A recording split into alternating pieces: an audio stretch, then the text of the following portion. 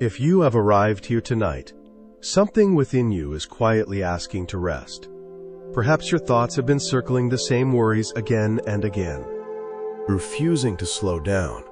Perhaps you have been holding the concerns of others so tightly that your own body feels heavy with them. Or perhaps there is no clear reason at all. Only a deep fatigue from trying to keep everything balanced, from feeling responsible for outcomes you cannot truly control, from lying awake, wondering whether you are doing enough, being enough, holding enough together. You are not alone in this state. At this very moment, across many places and many hours of the night, others are searching for a kind of peace that does not depend on life behaving perfectly. There is something quietly comforting in knowing that this longing is shared, even when circumstances are different and distances are great. As you settle here, allow yourself to become physically comfortable. Adjust your position. Let your body sink into whatever support is beneath you. This moment belongs to you, and nothing else is required. This is a space where you are allowed to set down what you have been carrying. For centuries, people have turned to simple insights that soften the weight of the mind and invite rest without effort. These teachings are not complex philosophies meant only for scholars or monks. They are gentle recognitions that change how a person moves through life, how they relate to struggle, and how they meet their own exhaustion with kindness. Tonight is an invitation to notice the difference between what is truly yours to hold and what you may have picked up out of care, habit, or fear. Those who feel deeply for others often encounter this struggle without realizing it. Compassion, when unguarded, can quietly turn into burden.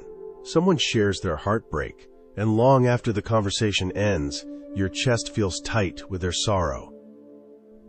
A colleague speaks about pressure at work, and you find your own thoughts racing over a problem that was never yours to solve. A grown child faces difficulty, and suddenly you carry their challenge as if it were your responsibility alone to fix. Care begins to blur into ownership. In a quiet monastery tucked high among the mountains, there once lived a young monk who knew this experience well. Visitors came to the temple seeking understanding and relief, and he listened with complete openness. He welcomed their grief, their fear, their anger, believing this was the purest form of compassion. Yet when they left, their emotions remained with him. Night after night, his sleep grew restless as the pain of many hearts crowded his own. Eventually, worn down and confused, he sought guidance from his teacher. He spoke honestly of his exhaustion, of how his desire to help seemed to drain his inner peace instead of deepening it. The teacher listened quietly, then led him to the well in the courtyard. Beside it sat a wooden bucket, worn smooth by years of use. The teacher asked a simple question. When someone is thirsty and you draw water for them, do you drink the entire bucket yourself as well? The young monk was surprised. Of course not, he replied. I offer them water and take only what I need. The teacher smiled gently and asked why. Then he consumed the full weight of another person's suffering, leaving them empty-handed. That single question shifted something fundamental. It revealed that compassion does not require self-erasure.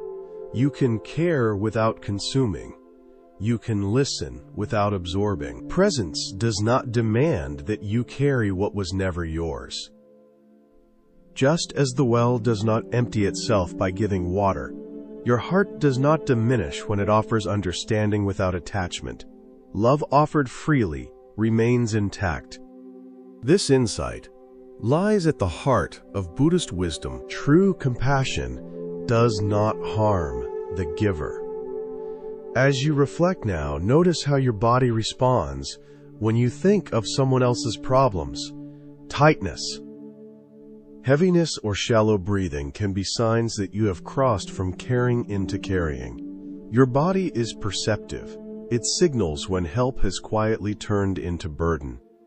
Each person has their own path, their own lessons, their own emotional climate to experience. When you attempt to remove these experiences from them, you may believe you are helping, but you are interfering with their growth while draining yourself.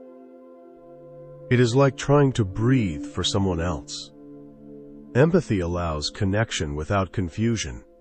Absorption pulls you into a life that is not yours. Imagine your energy as sunlight.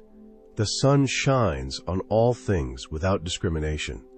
It does not weaken because it warms many surfaces. It does not decide how each plant should grow.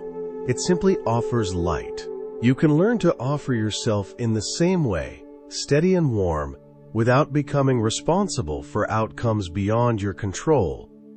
There is a story of an elderly woman known for her deep calm. People traveled far to speak with her, arriving burdened and leaving lighter.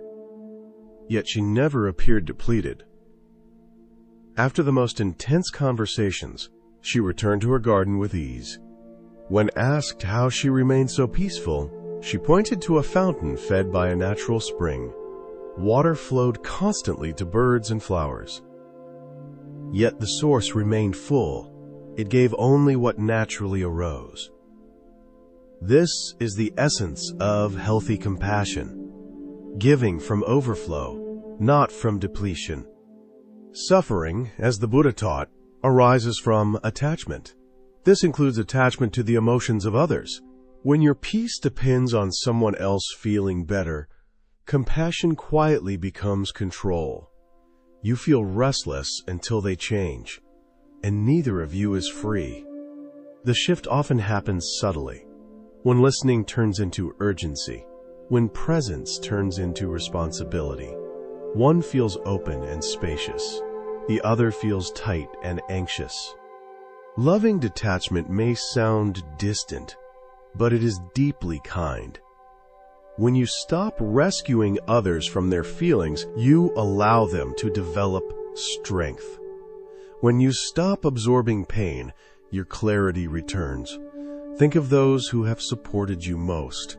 They were likely not frantic or overwhelmed by your distress. They were steady, able to sit with difficulty without being consumed by it. Emotions are like waves. You cannot stop them, but you can learn to stay balanced as they move. You can remain grounded in your own space, while others navigate theirs. Notice how love feels compared to worry. Love trusts. Worry grips. Love offers. Worry demands.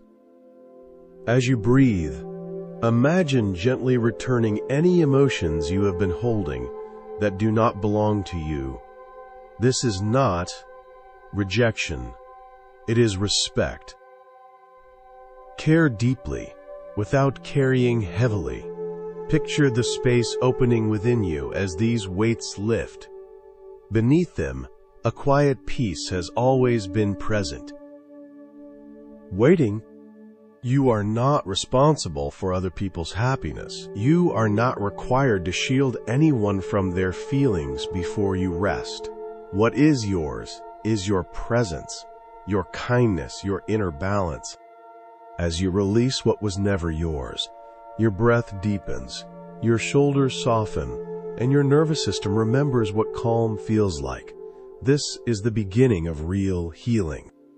Not in fixing others, but in returning to yourself.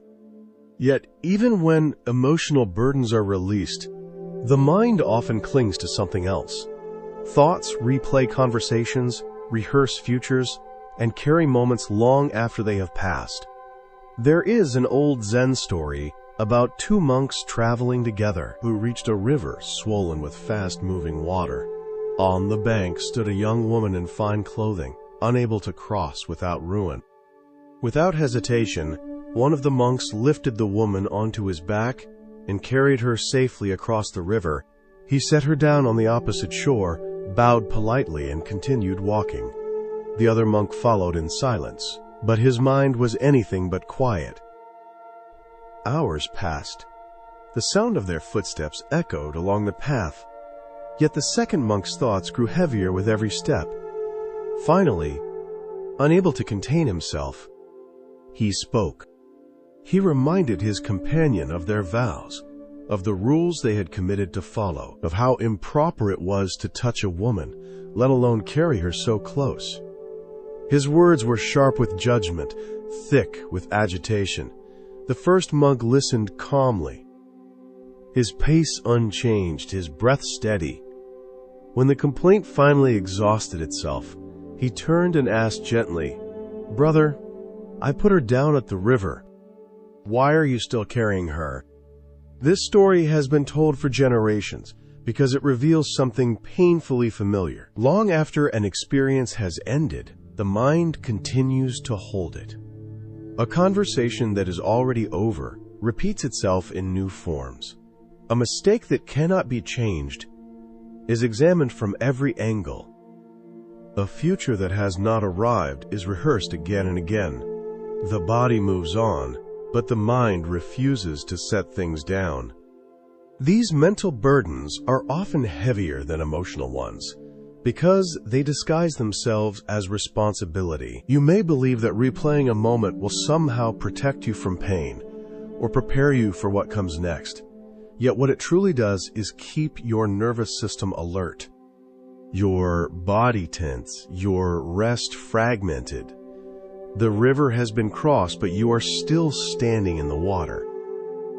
In Buddhist understanding, the mind's habit of clinging is a learned pattern, not a truth. Thoughts arise naturally, just as sounds or sensations do. Suffering begins when you grasp them, when you follow them, as if they were commands rather than passing events. The monk's story points to this simple insight. One experienced the moment fully and then released it. The other turned it into a weight that followed him for miles. As you lie here now, notice how thoughts appear. They may arrive without invitation, pulling images or words from earlier in the day. Instead of engaging them, see if you can recognize them as movements, not instructions. Like clouds passing through the sky, they change shape and drift when not held in place. You do not need to push them away. You only need to stop carrying them forward. The mind often resists this idea, insisting that letting go means forgetting or ignoring something important. But release does not mean denial. It means acknowledging that this moment has ended. The conversation has finished. The decision has been made. The future cannot be rehearsed into safety. When you continue to replay, you are not solving anything. You are simply reliving. Zen teachers often describe thoughts as guests. Some arrive unannounced and overstay their welcome. You can acknowledge their presence without offering them a permanent room. When you notice yourself repeating a scene, gently ask whether this thought belongs to now. If it does not, you can place it down, just as the monk placed the woman on the riverbank. There is a quiet relief in realizing that you are not required to resolve your entire life before you rest. Sleep does not demand answers. The body knows how to restore itself when given permission. Each breath you take now is an opportunity to return to the present, to the simple sensation of being supported, of being here rather than everywhere else. The Buddha compared the restless mind to a monkey jumping from branch to branch. Training the mind is not about forcing it to be still, but about gently guiding it back when it wanders. Every time you notice you have been carried away by thought and return to the breath, you are strengthening this capacity. There is no failure in wandering. The practice is in returning. Imagine for a moment that each thought you have been carrying is a small stone in your hands. Some are smooth, others sharp. You have gathered them throughout the day without realizing it. Now, one by one, you can place them on the ground. Not throw them away, not judge them, simply set them down. Feel how your hands grow lighter with each release. This is not an act of effort. It is an act of permission. Permission to stop holding what no longer serves you. Permission to trust that whatever needs your attention can wait until morning. Permission to rest without conditions. As the body relaxes, the mind often follows. Muscles soften when they are no longer bracing against imagined futures. The breath deepens when it is no longer shaped by urgency. This is the natural state beneath constant mental movement. It has always been available, waiting for the moment you stop carrying what has already passed. Returning to the story of the two monks, the lesson is not about rules or right conduct. It is about timing. There is a time to act, a time to respond, and a time to release. Wisdom lies in knowing when each is complete. Carrying something beyond its moment does not make you more responsible. It only makes you tired. You may notice that when thoughts begin to loosen, a subtle fear arises. If I stop thinking, who am I? If I let go, what will happen? This fear comes from the belief that control equals safety. Yet every night, sleep proves otherwise. You release control completely, and the body continues to breathe. The heart continues to beat. Life continues without your supervision. Zen practice invites you to trust this natural intelligence. Just as the river flows without instruction, rest arises when obstacles are removed. You do not need to create peace. You need only to stop interfering with it. If a thought returns, let it come. If it stays briefly, allow it. When it is ready to leave, do not follow it. Each time you choose not to carry it forward, you are laying another burden down. This is how freedom is practiced, in small, ordinary moments. The woman at the river needed help in that instant. She did not need to be carried for the rest of the journey.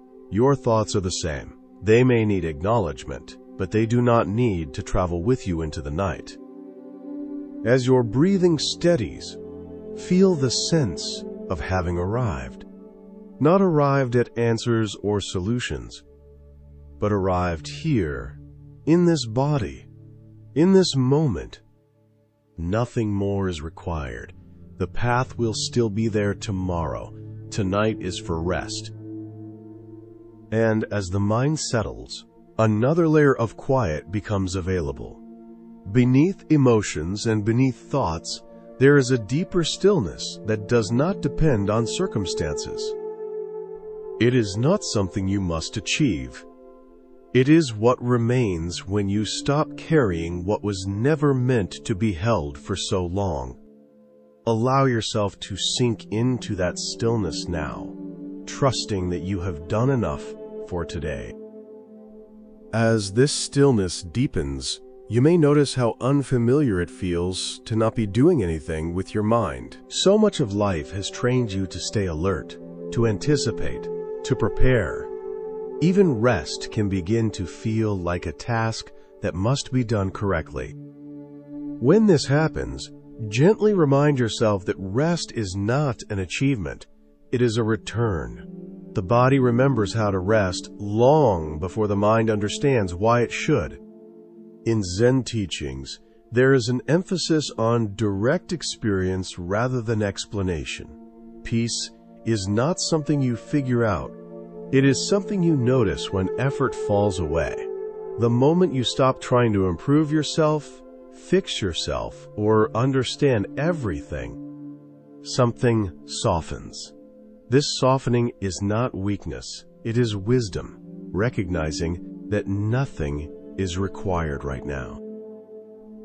Many people struggle at night because the mind finally has space to speak.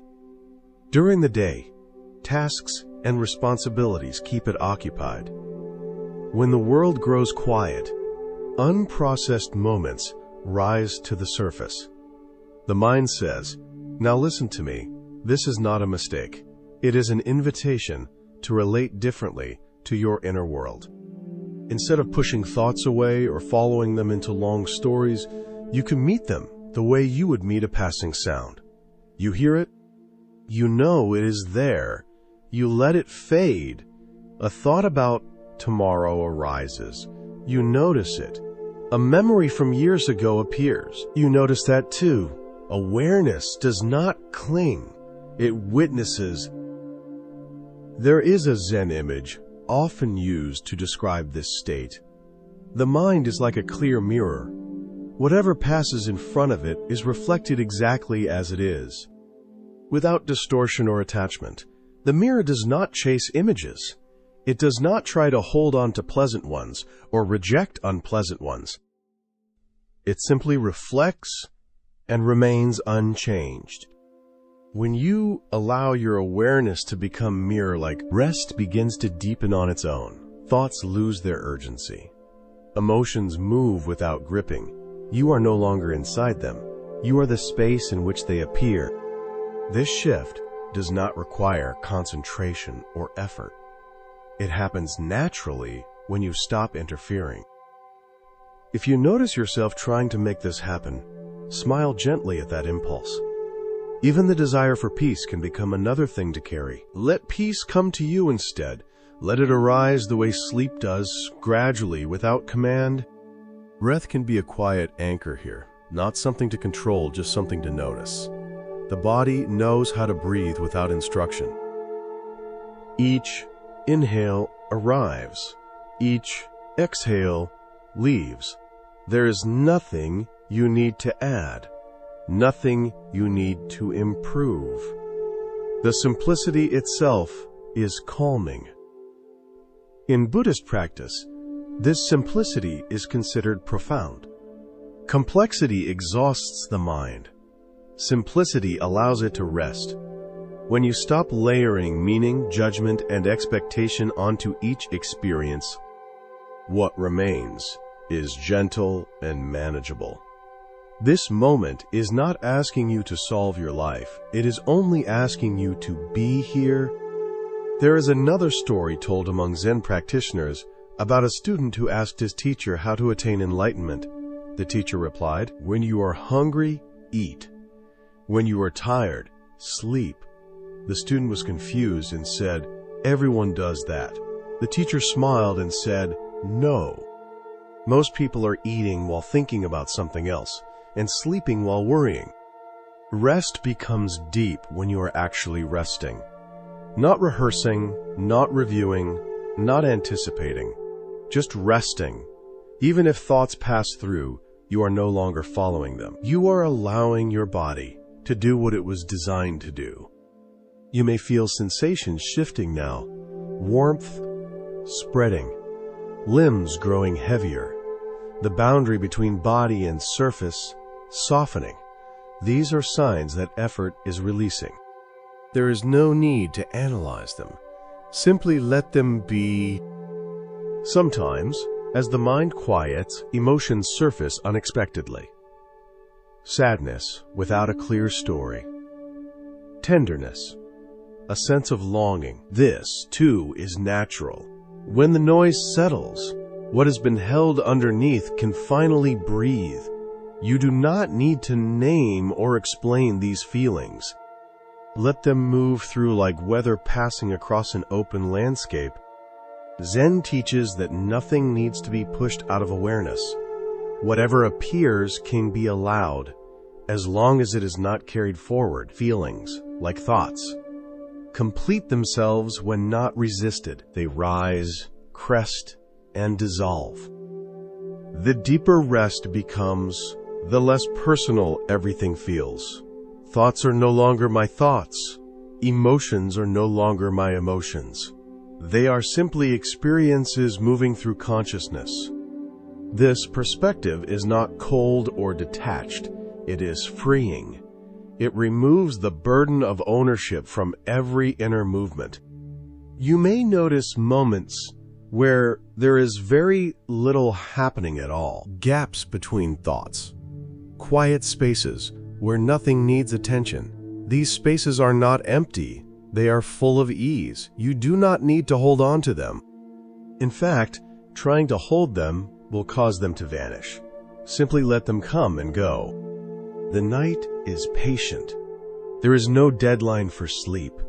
Even resting without sleeping is restorative when the mind is no longer struggling. Trust that your body knows when to cross that threshold. In Zen monasteries, long periods of sitting are practiced not to force awakening, but to become intimate with stillness. Over time, practitioners learn that stillness is not created by silence. It is revealed when resistance ends. The same principle applies here. You have already set down many burdens tonight. The weight of other people's emotions, the replaying of old moments, the pressure to fix or control. Now you are invited to set down even the effort to rest well. Nothing more is needed. You do not need to listen harder, understand deeper, or go anywhere else. This moment is complete as it is. If sleep comes, let it take you gently. If it does not, let rest still hold you. Either way, you are no longer carrying the day with you. The river has been crossed. The bucket has been set down. The mind does not need to travel any farther tonight. Remain here, in this quiet presence, allowing whatever comes next to unfold naturally.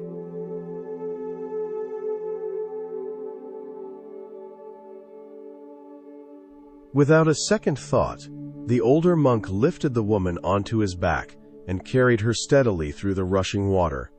When they reached the opposite bank, he set her down with care. She offered her thanks and went on her way, and the two monks resumed their journey. For a long while afterward, the younger monk said nothing, yet inside him, irritation and judgment continued to churn, growing heavier with every step. Eventually, the pressure became too much. He spoke out sharply, questioning how such an act could be justified, reminding his companion of their vows and the rules meant to guide their lives. He could not understand how someone who claimed to walk a disciplined path could so openly break it. The older monk listened without defensiveness. When the younger monk finally fell silent, he replied in a calm voice that carried no edge at all. He explained that the woman had been set down at the river hours earlier, and then asked a single question that cut through the tension: why was she still being carried now? This brief exchange points directly to a habit that quietly drains peace from daily life. A moment occurs. Words are spoken. Something does not unfold as expected. A worry appears, and instead of allowing the experience to finish, the mind grips it and drags it forward. Conversations are replayed long after they have ended. Arguments are rehearsed with people who are not present. Thoughts circle the same event again and again, wearing it smooth through repetition without ever resolving it. The older monk illustrates what Buddhist teachers often describe as the natural mind. It meets each situation fully, responds to what is actually happening, and then allows the moment to conclude. Nothing extra is added. Nothing is held beyond its time. Because of this, the mind remains clear. The younger monk, however, reflects a far more common tendency. He took an experience that lasted only minutes and stretched it into hours of inner struggle.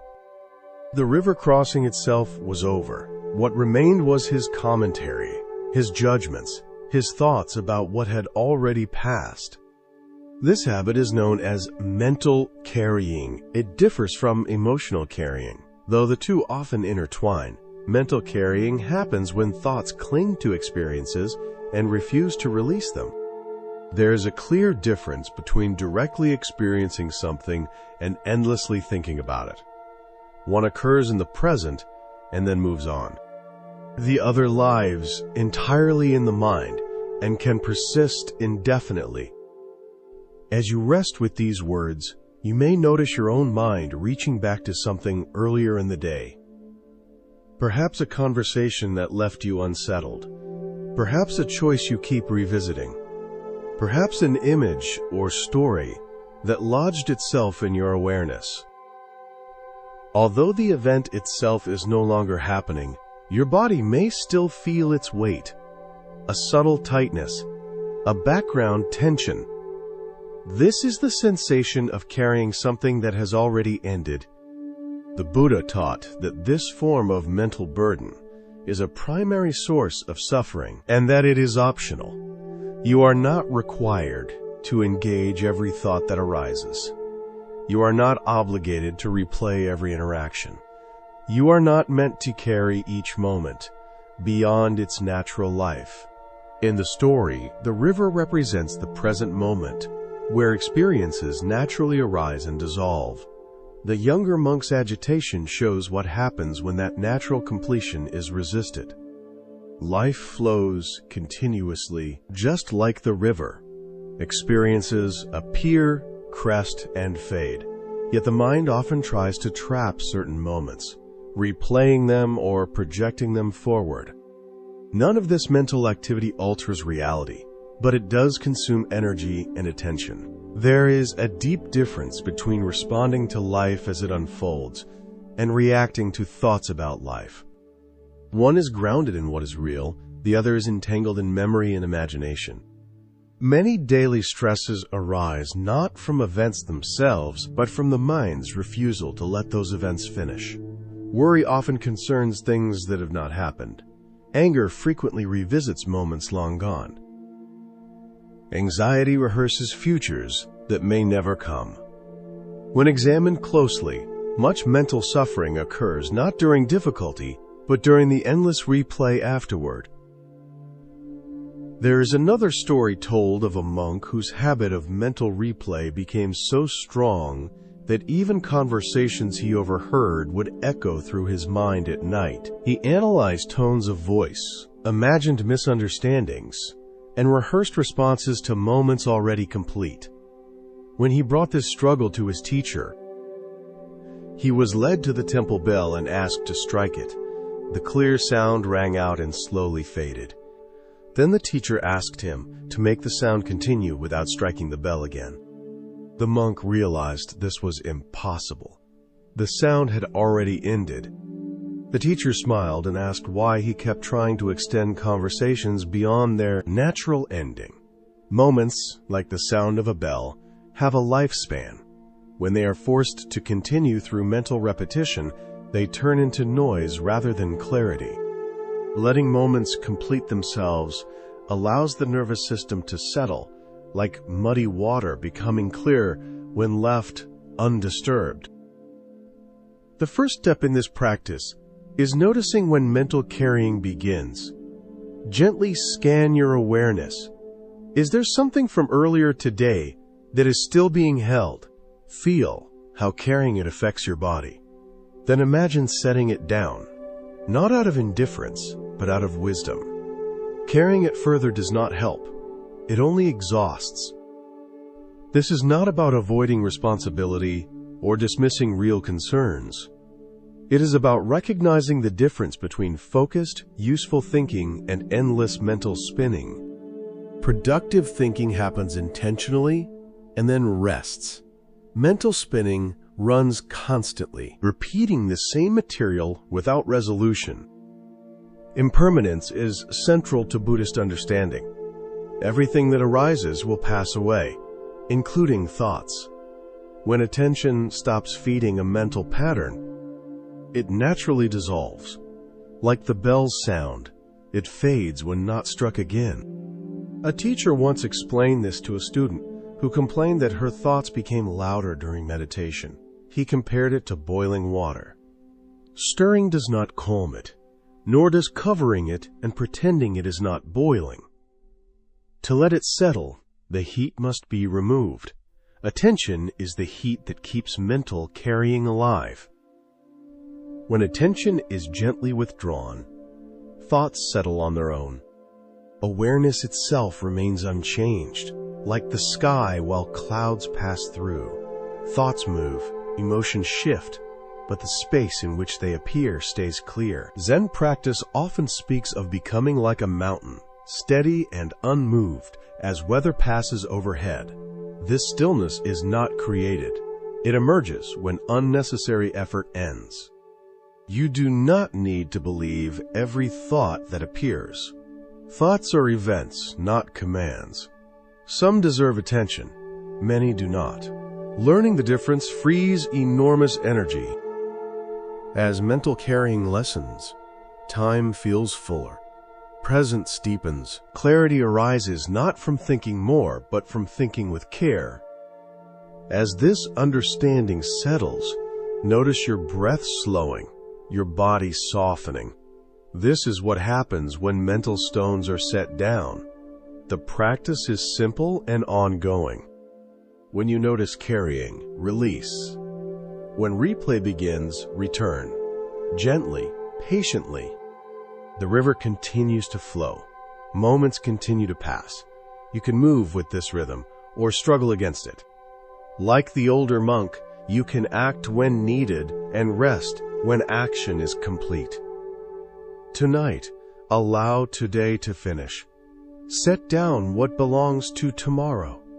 This breath, this moment, is enough. Even when you have begun to understand how to release the emotions of others and how to set down the mental weight of the day, there can still be a quiet restlessness that lingers as night deepens. It shows up as a subtle alertness, a sense that the mind is waiting for something else to resolve before it can truly let go. This, too, is part of the same pattern, the habit of believing that peace must be earned rather than allowed. Often, this remaining tension comes from the belief that if you relax too fully, something important will be missed. The mind has learned to equate vigilance with safety. It stays awake not because there is a real danger, but because it has practiced staying alert for so long that stillness feels unfamiliar. When this happens, it can help to remember that awareness does not disappear when thinking slows. In fact, it becomes clearer. Zen teachings point gently toward this truth. Awareness itself is already present before any thought arises and remains after each thought fades. You do not need to maintain it. You cannot lose it. What you experience as restlessness is simply the momentum of habits that have not yet realized they are no longer needed. As the body settles into the night, sensations may come to the foreground. A slight twitch, a change in temperature, the rhythm of breath becoming slower, less deliberate. These are signs that control is loosening. There is nothing to correct here. The body knows how to move toward rest when it is not being interrupted by constant mental commentary. Sometimes the mind will try one last strategy to stay involved. It may reflect on how well you are resting, or whether you are doing this correctly. Notice this gently. Even the desire to rest well can become another object to carry. There is no correct way to let go. There is only the willingness to stop holding. In Zen practice, students are often reminded that awakening does not come from adding something new, but from ceasing to add unnecessary layers. The same is true of rest. When effort drops away, what remains is simple and sufficient. You are allowed to be unfinished tonight. You are allowed to leave questions unanswered. Life will continue to unfold without your supervision. There is a quiet courage in allowing yourself to rest while things remain unresolved. It is a trust in the deeper intelligence of life, the same intelligence that moves the seasons and heals the body during sleep. You do not have to guide this process. You only need to stop interrupting it. If thoughts return, let them pass through like distant sounds. Acknowledge them without following. Each time you choose not to engage, you are teaching the mind a new rhythm. Over time, this rhythm becomes familiar. The space between thoughts grows wider. not through force, but through kindness. Zen often uses the image of an open hand. When the hand is clenched, it holds tightly but becomes tense and tired. When it opens, nothing is lost, yet ease returns. The mind works the same way. When it releases its grip, clarity remains. You may notice moments now where there is no clear thought, only a soft awareness. These moments do not need to be extended. Let them come and go naturally. Trying to hold on to them will only recreate tension. Rest is not something you capture, it is something you fall into. The night supports this falling. Darkness removes stimulation. Silence reduces demand. Everything around you is already moving towards stillness. You are allowed to move with it. There is nothing left to accomplish today. In Zen monasteries, the end of the day is marked not by reflection on what was done, but by a simple return to presence, bowing, breathing, sleeping. The day is allowed to be complete, whether it felt successful or not. You can offer yourself the same kindness. As your awareness softens, you may sense a deeper layer of quiet beneath even the idea of rest. This quiet does not depend on sleep. It is present even when the mind is active, though it is often overlooked. Now, with less mental movement, it becomes easier to notice. It feels spacious, steady, untroubled. This is the same quiet the older monk returned to after crossing the river. Action ended and stillness resumed. Nothing was carried forward unnecessarily. You are learning to do the same, not through effort, but through understanding. Allow the breath to come and go on its own. Allow the body to sink more fully into support. Allow the mind to drift without direction. Whether sleep arrives quickly or slowly does not matter. Rest is already happening. You have set down the emotional weight that was never yours to hold. You have released the mental stones that no longer serve you. What remains is simple presence, clear and sufficient. Stay here, gently, without expectation. Let the night do its work. As you remain here, there may be a sense that nothing in particular is happening, and yet something essential is quietly unfolding. This is the quality of rest that does not demand sleep, understanding, or effort. It is the rest that appears when striving ends. The mind may still produce occasional thoughts, but they no longer feel like commands that must be obeyed. They pass like distant echoes, barely touching the surface of awareness. In Zen, there is an understanding that true ease is not the absence of movement, but the absence of resistance. A river flows without effort because it does not argue with gravity. In the same way, your inner world settles when it is allowed to move naturally, without being managed or corrected. Tonight, you are practicing this quiet permission. You might notice that as vigilance softens, a deeper trust begins to emerge. Trust that you do not need to stay alert to be safe. Trust that nothing essential will be lost if you stop monitoring every inner shift. Trust that life continues even when you step out of the way. This trust is not blind faith. It is something the body already understands, proven each time you fall asleep without controlling a single breath. Sometimes the mind resurfaces with a final concern, a whisper that says there is still something unresolved. Instead of answering it, see if you can meet it with kindness. Unresolved does not mean unmanageable. Many things in life ripen in their own time, without being forced. You are allowed to rest before everything makes sense. There is a Zen saying that the moon does not hurry across the sky, yet it arrives everywhere. Rest works in the same way. It does not need to be rushed or perfected. It reaches you naturally when you stop chasing it. As minutes pass, your awareness may feel less defined, more spacious. The edges of thought soften. The sense of time becomes less important. This is not something you are doing. It is something that happens when effort loosens its grip.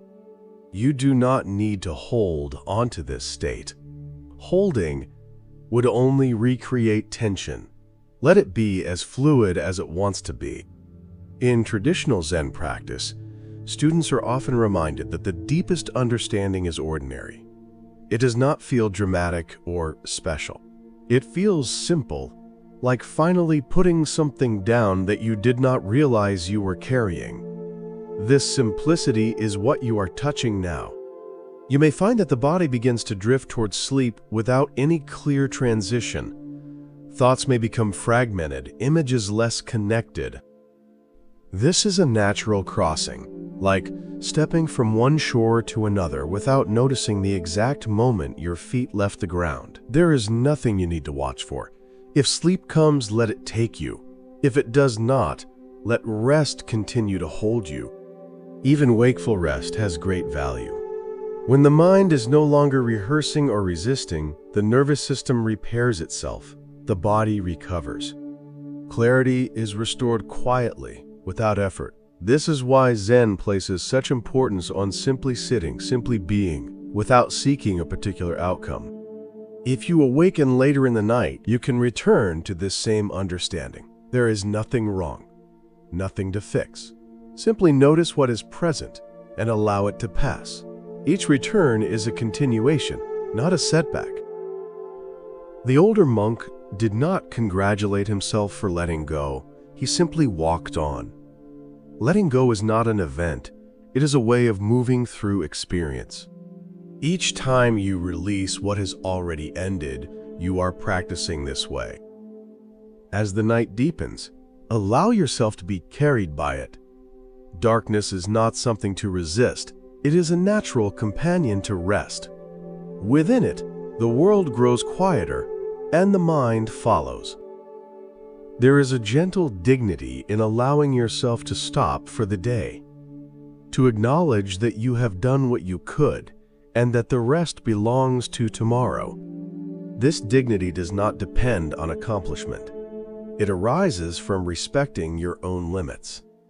Beneath thoughts, beneath emotions, beneath even the desire to rest, there is a steady awareness that has been present all along. It does not need improvement. It does not need protection. It is calm by nature. Tonight, you are simply no longer standing in its way.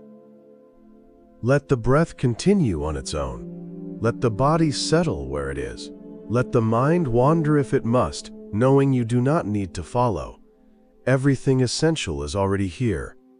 Remain in this gentle openness, without expectation, without effort, allowing the night to unfold naturally around you.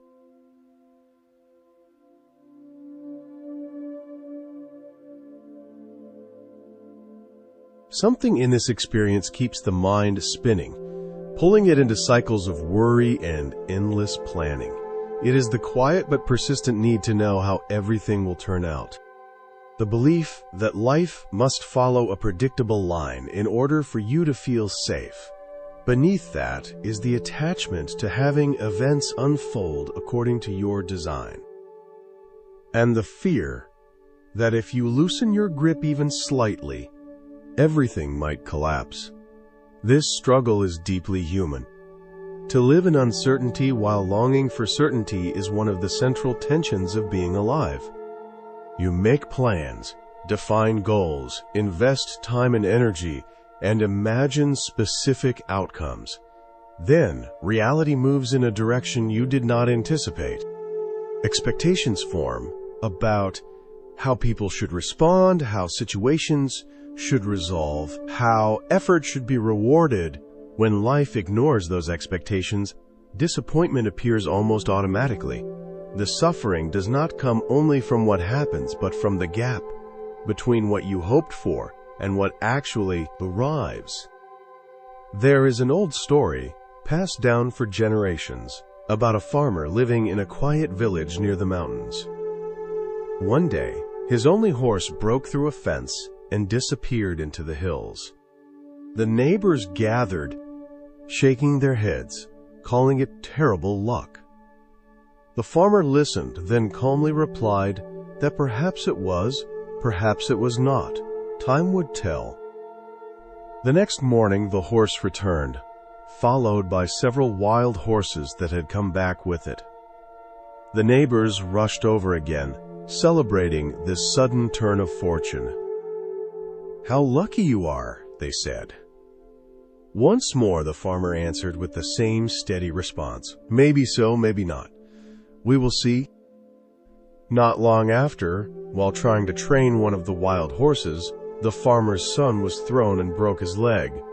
The neighbors returned, offering sympathy, calling it a tragic reversal. The farmer tended to his son and repeated the same words, without bitterness or drama. Maybe so, maybe not. Days later, soldiers arrived to conscript young men for a war in a nearby region. Every able-bodied son was taken, except the farmer's boy, who was left behind because of his injury. The neighbors, now stunned by the pattern, spoke of incredible fortune. The farmer simply nodded, still caring for his son, and offered no final judgment. This story points to a core insight found throughout Buddhist thought. Our immediate judgments about events as good or bad are almost always based on incomplete understanding. We see a single moment and assume we know its meaning. The farmer had learned to engage fully with what arose without wasting energy, deciding whether reality was aligning with his preferences. The neighbors reflect how most people move through life, constantly evaluating, labeling, celebrating, or mourning. This ongoing mental commentary is exhausting, and it relies on a narrow view of how events connect over time. What appears disastrous may later reveal itself as redirection. What looks like good fortune may carry unseen difficulties. In truth, we rarely know, in the moment, what an event will ultimately lead to. The farmer's attitude was not indifference. He still worked his land, cared for his animals, and tended his injured son. What he had learned was how to participate fully in life, without tying his inner peace to specific outcomes. He acted wholeheartedly while remaining open to whatever unfolded next. In Buddhist language, this is called non-attachment, a concept that is often misunderstood. Non-attachment does not mean withdrawal or lack of care. It does not mean becoming emotionally distant. It means caring deeply without clinging. It means offering your best effort while releasing the demand that your effort must produce a particular result. Think of something you are hoping for right now: a change, an opportunity, a healing, a resolution. Notice how much energy goes not only into working toward it, but into worrying about whether it will happen, when it will happen, and what it will say about you if it does not. That worry is like the neighbors' reactions, judging each development as success or failure. But imagine approaching your desires with the farmer's quiet wisdom. You still take action, still hope, still move forward, yet you also cultivate the flexibility to trust that whatever unfolds carries its own lessons and openings, even when it differs from your plan. There is another story about a potter who spent months shaping what she believed would be her finest work, a vase that embodied years of learning. The night before it was fired, an earthquake shook her studio, and the unfired vase shattered. Her first impulse was grief for the lost effort and beauty. Then she remembered her teacher's words, that the clay understands things the potter does not. Instead of turning away, she studied how the vase had broken. The cracks revealed weaknesses she had not seen. The fragments suggested new forms. What seemed like destruction became the seed of a new technique, one that eventually brought her deeper fulfillment than her original vision. This is what can happen when you stop demanding that life, match your blueprint, and begin to listen to what it is offering. Zen teachers sometimes call this stance "do not know mind." It is not confusion, but openness. It is the willingness to hold plans lightly enough to notice possibilities that do not match your expectations. It is like a scientist who is curious about results rather than invested in proving a theory. This way of relating is deeply calming for the nervous system. When you stop fighting what is already happening, the body releases tension. Breathing becomes fuller, muscles soften, and the mind becomes available for creative response. The Buddha taught that attachment to outcomes is a major source of suffering, not because desire is wrong, but because making your peace dependent on specific results puts you in conflict with constant change. Life shifts, surprises, withholds, and offers without consulting your preferences. When happiness depends on reality conforming to your wishes, you are resisting the very nature of existence. But when you learn to hold desires the way the farmer held his judgments, with curiosity rather than certainty, a different kind of freedom appears. You can still pursue goals with dedication. You can still hope for favorable outcomes. The difference is that your sense of worth and peace no longer hinge on getting exactly what you want at the moment you want it. Two people can care equally and act equally. Yet one suffers far more because of how tightly they hold the outcome. One waits anxiously, unable to be present, defining success or failure in absolute terms. The other prepares, acts, and then returns attention to the present, open to whatever response comes. Both care, but only one is at war with uncertainty. The difference lies not in effort, but in relationship. You can be deeply invested without being trapped by expectation. You can work wholeheartedly, while remaining open to the possibility that something unforeseen may be wiser than your plan. Like the monks shaping a tree according to an ideal form, attachment can blind you to the beauty already emerging. When you release the need to control what cannot be controlled, something in you begins to rest. You recognize that you can guide your actions, your attitude, and your response, but not every variable. Letting go of that impossible task does not weaken you. It frees energy for clarity, resilience, and a quieter trust in the unfolding of life. Right now, as awareness settles into this understanding, you may begin to notice how much effort has been spent trying to steer what could never truly be steered. The body often carries this effort silently. It appears as tightness in the shoulders from bearing invisible responsibility, or as tension in the jaw from unspoken resistance, or as a shallow breath held while waiting for life to deliver a particular result. These sensations are not signs of failure.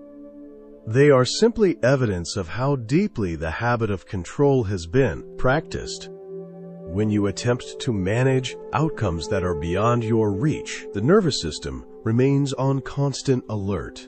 It is like trying to hold the horizon still while the earth keeps turning.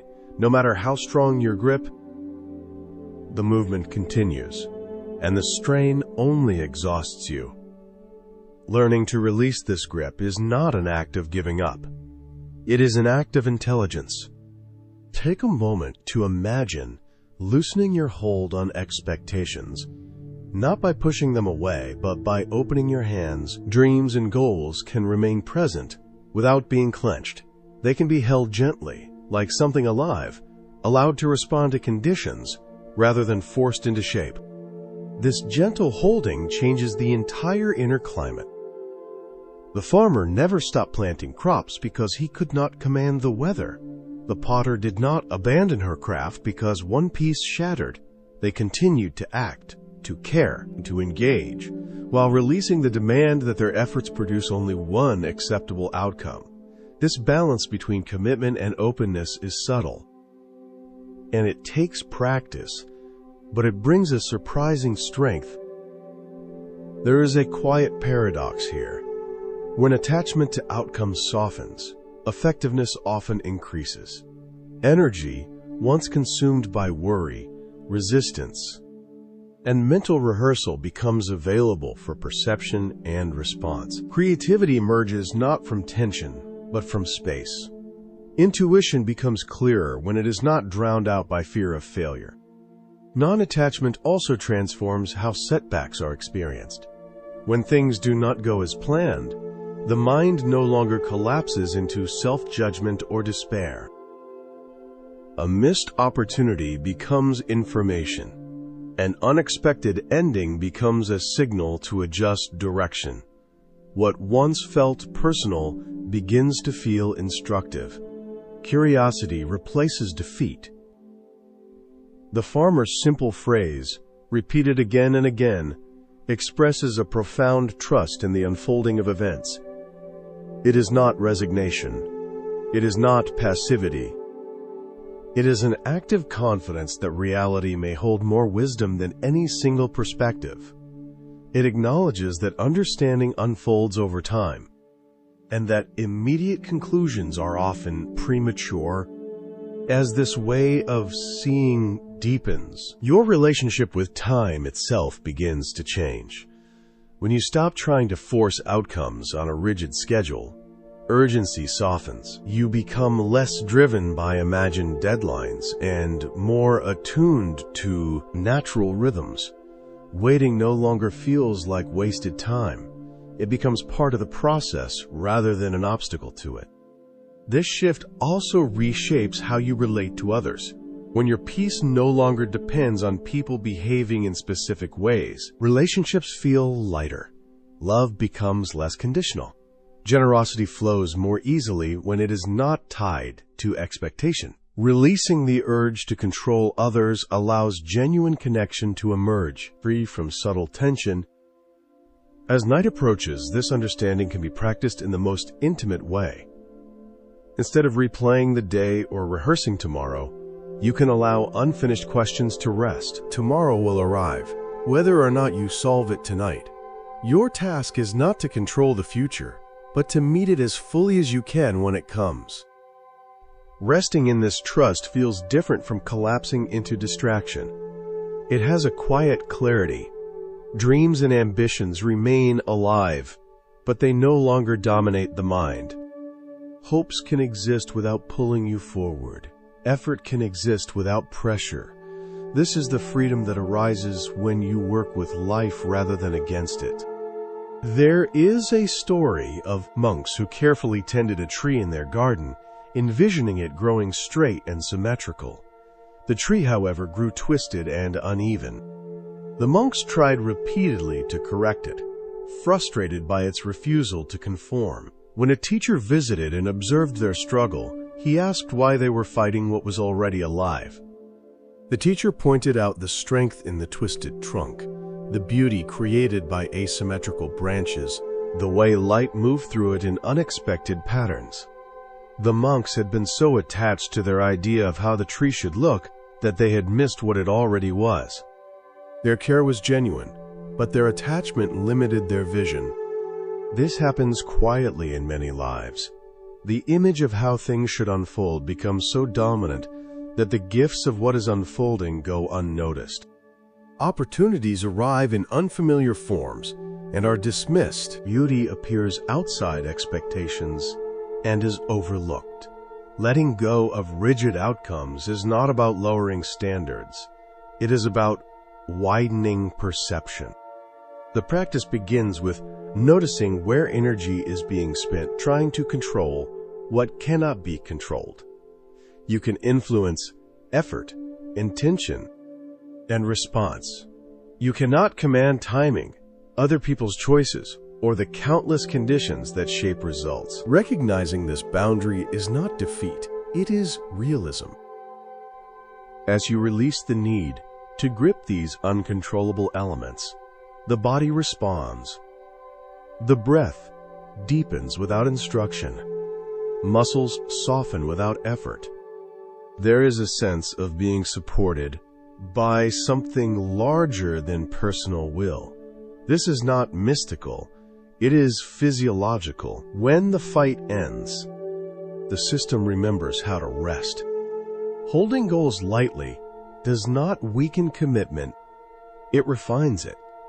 Action becomes more precise when it is not fueled by fear. Resilience grows when disappointment is no longer interpreted as failure. Each outcome, welcomed or not, becomes part of an ongoing conversation with life, rather than a verdict on your worth. You may notice that as attachment loosens, patience grows. Not the forced patience of endurance, but a natural patience rooted in trust. Things take the time they take. Growth unfolds at its own pace. You begin to appreciate the process itself, not just the imagined destination. This way of living carries a quiet humility. It recognizes that perspective is always partial, that understanding deepens through experience. And that certainty is often an illusion. In this humility, there is great relief. You no longer need to be right about how everything should unfold. As the night deepens, allow this understanding to settle into the body. Let effort fall away where it can. The future does not need to be solved before sleep. The heart can rest, even while life remains unfinished. There is wisdom in allowing things to reveal themselves in their own time. Remain with this openness, this gentle willingness to meet whatever arises, without demanding it take a specific shape. Like the farmer, watching events unfold without rushing to judgment. You can meet the unknown with steady curiosity. In that curiosity, something in you stays at peace, even as circumstances continue to change. Even after learning to release control and to hold outcomes lightly, there is often one last habit that lingers in the quiet before sleep. It is the mind's tendency to return to what has already happened, replaying moments as if repetition could somehow alter their shape. These echoes of the past can feel subtle, almost harmless, yet they quietly pull awareness away from rest. You may notice fragments of the day resurfacing without invitation, a tone of voice, a look on someone's face, a decision you wonder about once more. None of these moments are happening now, yet the body responds as if they are. The heart tightens slightly. The breath becomes shallow. This is not because anything is wrong, but because the mind has slipped back into carrying what has already completed itself. There is a gentle way to meet these echoes. Instead of trying to erase them or analyze them, simply recognize them as memories, doing what memories do. They arise, linger briefly, and fade when they are not fed. You do not need to push them away. You do not need to finish them. You only need to see that they belong to another moment. Imagine each memory as a leaf floating down a stream. You notice it clearly, perhaps even with tenderness, and then you allow the current to carry it onward.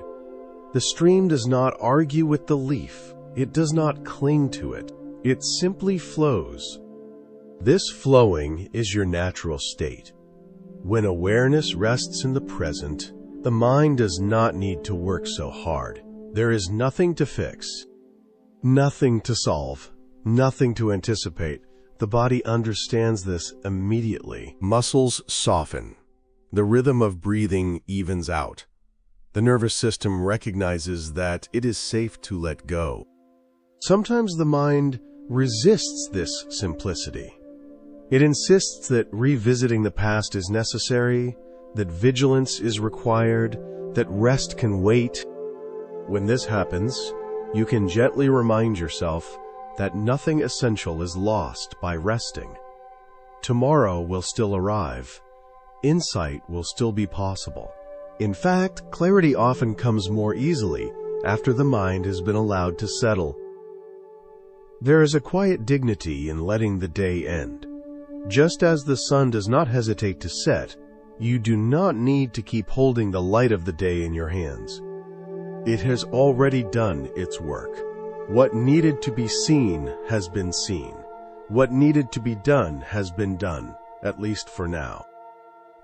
As awareness turns inward, you may begin to sense a deeper stillness beneath thought. This stillness is not created by effort. It is revealed when effort relaxes. It has always been present, waiting patiently beneath the surface activity of the mind. Resting here does not mean falling asleep immediately. It simply means no longer resisting the present moment. Whether sleep comes quickly or slowly no longer matters. Peace is already available in the willingness to be exactly where you are. Thoughts may continue to arise, just as clouds continue to appear in the night sky, but the sky is not disturbed by them. In the same way, awareness does not need to follow every thought. It can remain spacious, receptive, at ease. If a concern returns, you can acknowledge it softly and let it rest beside you rather than inside you. It does not need to be carried through the night. Morning will be better equipped to meet it. For now, the invitation is simply to be. Feel the support beneath you, the steadiness of the ground, the quiet continuity of breath. These are not ideas. They are direct experiences, anchoring awareness in what is real and present. Gradually, the boundary between effort and rest dissolves. There is nothing left to manage, nothing left to improve. Awareness becomes like a calm lake reflecting the night sky, undisturbed by the passing of a single star. In this space, doing gives way to being, planning gives way to trust, holding gives way to release.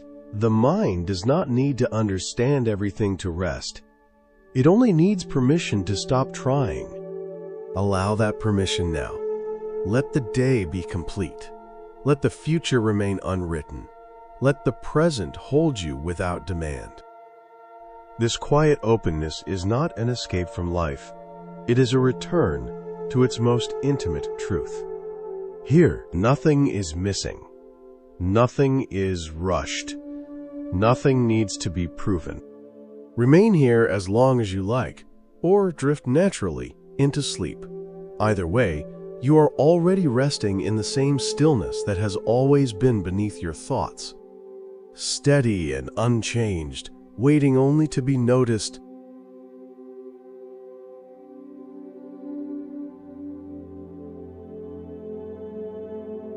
There are moments the mind returns to again and again, as if repetition could soften their edges or rearrange their outcome.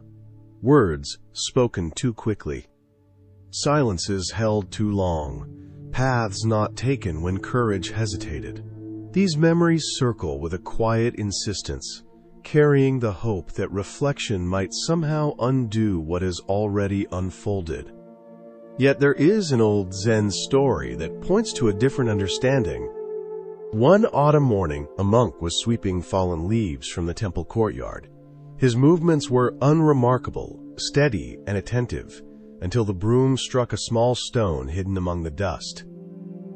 The pebble lifted into the air and struck a piece of dry bamboo, producing a clear, ringing tone that seemed to linger longer than expected. In that instant, the monk experienced a sudden insight.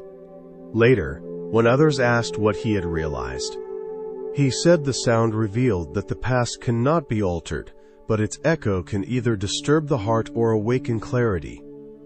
The sound was beautiful because it was allowed to complete itself, not because it was held. This points directly to how we relate to memory. Many experiences from the past feel unfinished, unresolved, or painful. Regret often attaches itself to these moments, convincing us that continued suffering is necessary, even noble. You may recognize this in your own life. Perhaps there are words you wish you had chosen more carefully, or opportunities you avoided because fear felt safer than risk. With time and perspective, you now see those moments differently, and the contrast between who you were then and who you are now can feel sharp. From a Buddhist perspective, time is not something we move back and forth through at will. Reality exists only here, in this moment. The conversation you regret no longer exists anywhere except as a memory. The chance you missed lived in a set of conditions that cannot be recreated. The person you were at that time was shaped by different limits, different understanding, different pressures than the person reading these words now. This does not mean denying pain or pretending the past did not matter. It means seeing clearly where suffering is actually arising. The pain you feel now is not coming from the past event itself. It is coming from your present relationship with the memory of that event. And that relationship is not fixed. It can shift, soften, and mature. There is a story of a woman who carried heavy regret about her final conversation with her mother. In that last exchange, stress and exhaustion had shaped her words, and after her mother passed away, those words echoed relentlessly. She replayed them for months, convinced that this single moment defined their relationship. When she finally spoke to a teacher about her pain, she was asked a simple question: when you think of your mother now, are you remembering her? Or are you remembering your guilt? The question landed deeply. She realized that her regret had grown so loud it was drowning out decades of love, care, and connection. One difficult moment had come to overshadow an entire lifetime. The teacher reminded her that love is not erased by imperfection, and that clinging to regret was not honoring her mother's memory, but obscuring it. This is how regret often works. When attachment forms around wishing the past were different, it narrows our vision. We lose access to what was real and meaningful, replacing it with a single frozen image of failure. The Buddha taught that suffering arises not from what happened, but from our insistence that it should not have happened the way it did. Trying to change the past through regret is like pushing against a river to make it reverse its flow. The effort is exhausting, and it prevents us from engaging wisely with the water that is moving right now. Yet letting go of regret can feel frightening, as if releasing guilt means dismissing responsibility or forgetting what mattered. Here, it helps to distinguish between remorse and regret. Remorse acknowledges harm, learns from it, and allows that learning to guide future action. Regret loops endlessly, replaying the same moment without producing insight or change. One leads to growth, the other leads to stagnation. When you bring a regret to mind, notice how the body responds. Tightness in the chest, weight in the stomach, tension in the shoulders. These sensations are happening now. The event itself is over, but the body is reacting to the story the mind is telling in the present. This is where transformation becomes possible. In a mountain monastery, there was an elderly monk who had carried guilt for decades over a mistake made in his youth. As a novice, he had accidentally damaged a sacred statue. Although he was forgiven, he never forgave himself. One evening, during meditation, he heard a loud crash from the kitchen. A clay pot had fallen and shattered. A young monk stood among the pieces, overwhelmed with shame. Seeing the younger monk's distress, the elder suddenly recognized his own long years of self-punishment. Kneeling beside him, he said that the pot had served its purpose fully, and now its task was complete. There was no need for guilt to honor what it had been. Gratitude and mindful care for what remained were enough. In that moment, the elder understood that his guilt had not preserved the statue's value or made him wiser. It had only prolonged suffering. This insight reflects the difference between sincere remorse and self-punishing guilt. One opens the heart, the other closes it. A profound realization in Buddhist practice is that the self is not static. The person who made that mistake in the past is not identical to the person you are now. You have learned, changed, and grown. Holding your present self hostage to the limits of a former version often blocks the very compassion and awareness that growth requires. This does not erase accountability. When amends are possible, they matter.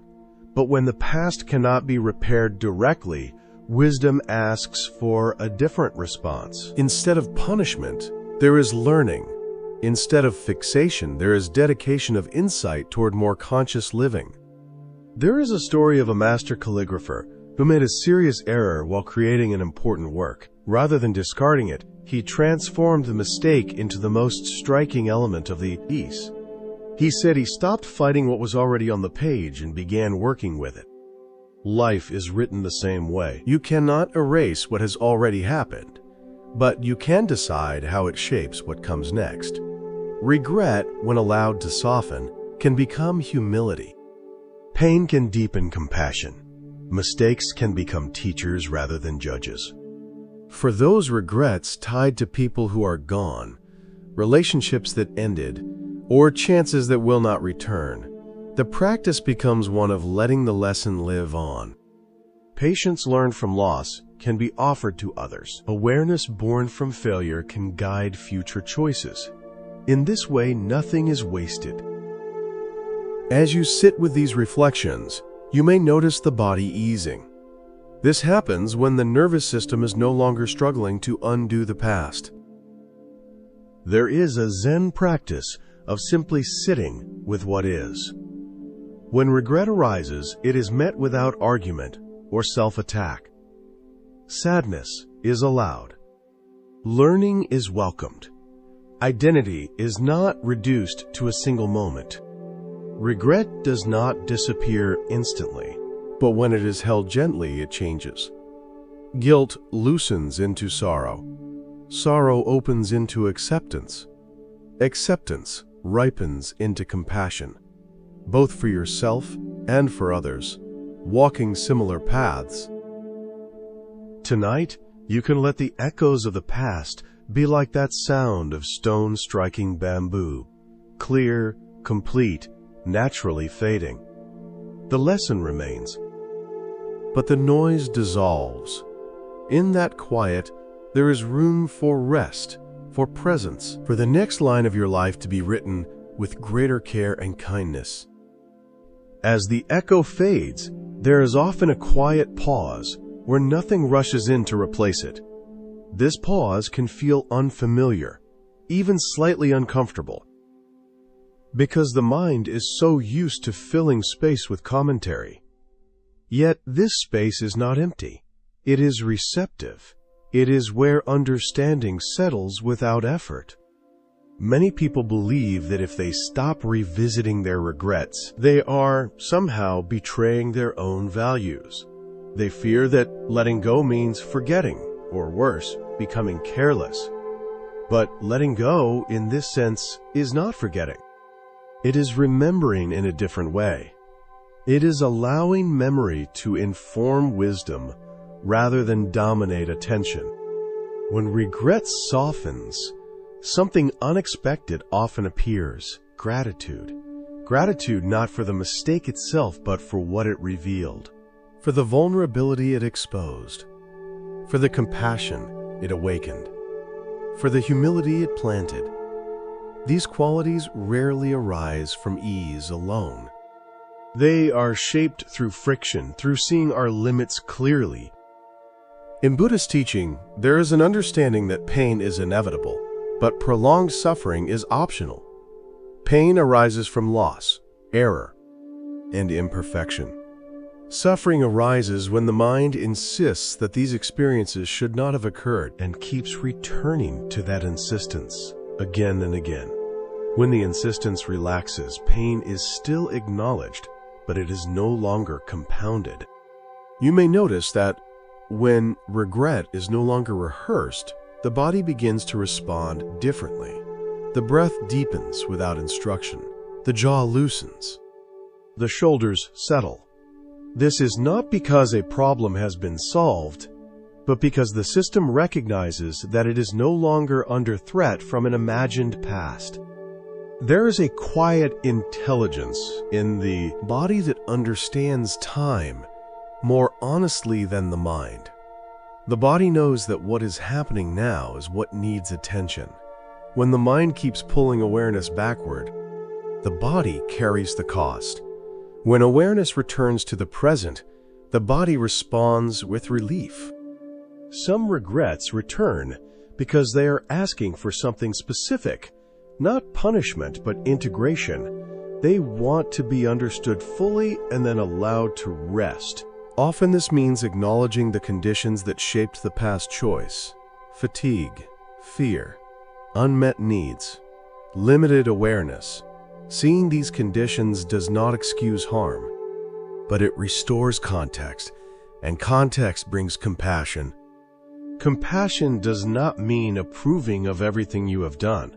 It means recognizing that you were human, shaped by causes and conditions, just as you are now. This recognition allows learning to take root. Without it, growth becomes defensive and rigid. There is a Zen phrase that says, "When you know how things are as they are." This points to a kind of clarity that does not argue with reality. When you see the past clearly, without distortion or self-attack, it no longer needs to haunt you. It becomes part of the landscape, not a storm that keeps breaking overhead. Sometimes regret persists because it has become part of identity. The mind says, "This is who I am, someone who failed, someone who hurt, someone who missed their chance." Letting go can feel like losing a familiar story. But identity based on regret is narrow. It reduces a whole life to a few moments frozen in time. When that identity loosens, something wider becomes available. You begin to see yourself as someone still learning, still responding, still capable of care. The story continues. The page is not closed. In meditation, there is a practice of labeling thoughts gently as remembering when memories arise. This simple recognition prevents the mind from being pulled into the content of the memory. It acknowledges what is happening without feeding it. Remembering is seen as an activity, not a command. You can apply this same gentleness in daily life. When regret appears, you might silently note, remembering, and then return attention to what is physically present: the feeling of breath, the weight of the body, the sound in the room. This does not suppress the memory, it places it in its proper context. Over time, memories that once carried sharp emotional charge begin to lose their intensity, not because they are forgotten, but because they are no longer resisted or indulged. They are allowed to complete themselves, just as the sound of bamboo completes itself when no one tries to hold it in the air. There is also a quiet courage in allowing regret to transform. It means trusting that you do not need suffering to remain ethical or awake. You can care deeply without punishing yourself. You can honor what mattered without reopening the wound each time you remember. Many people discover that when regret loosens its grip, love becomes more accessible. Love for those who were involved. Love for others who struggle. Love even for oneself, not as self-indulgence, but as acknowledgement of shared humanity. This love is not sentimental. It is grounded. It recognizes that everyone is learning in real time, often without a clear map. It sees mistakes not as evidence of failure, but as part of the terrain of being alive. As this understanding settles, the mind grows quieter, not because thoughts stop, but because they are no longer fighting each other. The inner atmosphere becomes less crowded. There is room to breathe. If sleep is near, It comes naturally from this place of acceptance. If wakefulness remains, it is no longer restless. There is a sense of being at home with whatever is present. The past no longer needs to be resolved tonight. It has already given what it can. What remains is your capacity to meet this moment with clarity and care. That is where life is actually happening. Stay with this simplicity. Let memory be memory. Let awareness be awareness. Nothing more is required. As awareness settles more deeply, there is often a subtle shift in how effort is experienced. What once felt like concentration now feels more like listening. The mind no longer strains towards silence. It simply notices what is already quiet beneath the surface. This noticing does not exclude thought. It changes the relationship to it. Thoughts may still arise in familiar patterns, but they no longer demand immediate response. They are seen as movements within a larger field, not instructions that must be followed. This creates a sense of space around each mental event, a pause where choice becomes possible. In that pause, reactivity loosens. There is a kind of trust that begins to form here. Trust not in ideas or beliefs, but in the simple fact of presence. You may realize that you have been present through every experience of your life, even the difficult ones. Presence did not abandon you then, and it is not abandoning you now. This recognition brings a quiet confidence that does not need to announce itself. As the body rests, sensations become more apparent. The warmth of the skin, the gentle rise and fall of the chest, the way gravity holds you without effort. These sensations do not require interpretation. They are complete as they are. Attending to them grounds awareness in something immediate and honest. Sometimes, as the mind becomes calmer, deeper emotions surface. A sadness without a story. A tenderness that feels almost fragile. These emotions do not come to overwhelm you. They come because the conditions are finally safe enough for them to be felt. You do not need to analyze them or turn them into meaning. Feeling them fully is enough. In Zen, there is an understanding that emotions are not obstacles to clarity. Resistance to emotions is what clouds perception. When emotions are allowed to arise and pass without interference, they reveal their impermanent nature. They move, change, and dissolve, just like everything else. You may notice that when emotions are met this way, they lose their sharp edges. Sadness becomes softness. Fear becomes alertness. Joy becomes warmth rather than excitement. Each experience takes its place in a balanced whole. This balance does not mean neutrality or indifference. It means responsiveness without excess, care without clinging, engagement without exhaustion. From this place, action in the world becomes more precise and less driven by inner conflict. As rest deepens, the sense of a separate observer may begin to soften. There is less feeling of someone watching experience and more sense of experience simply unfolding. Breathing happens, hearing happens, thoughts happen. None of this requires a manager. This does not erase individuality or personality. It simply relaxes the tension around them. You are still yourself, but you are no longer confined to a narrow self-image. Identity becomes fluid, responsive to context, rather than fixed by habit. When this fluidity is present, sleep often arrives gently, without force. It feels less like falling and more like being carried. Even if sleep does not come right away, the body is still resting. The nervous system is still restoring itself. There is no urgency.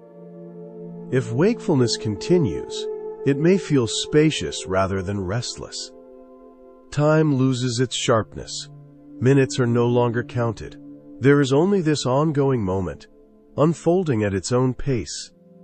In this unfolding, insight sometimes appears spontaneously, not as a dramatic realization, but as a simple seeing. You may see how certain patterns have repeated, how certain fears have shaped choices, how certain kindnesses have quietly supported you. These insights do not demand action right now. They settle naturally, like sediment in clear water. The mind understands best when it is not pressured. When allowed to rest, it organizes experience in ways that effort cannot achieve. This is why many traditions emphasize rest as a form of wisdom, not a withdrawal from it.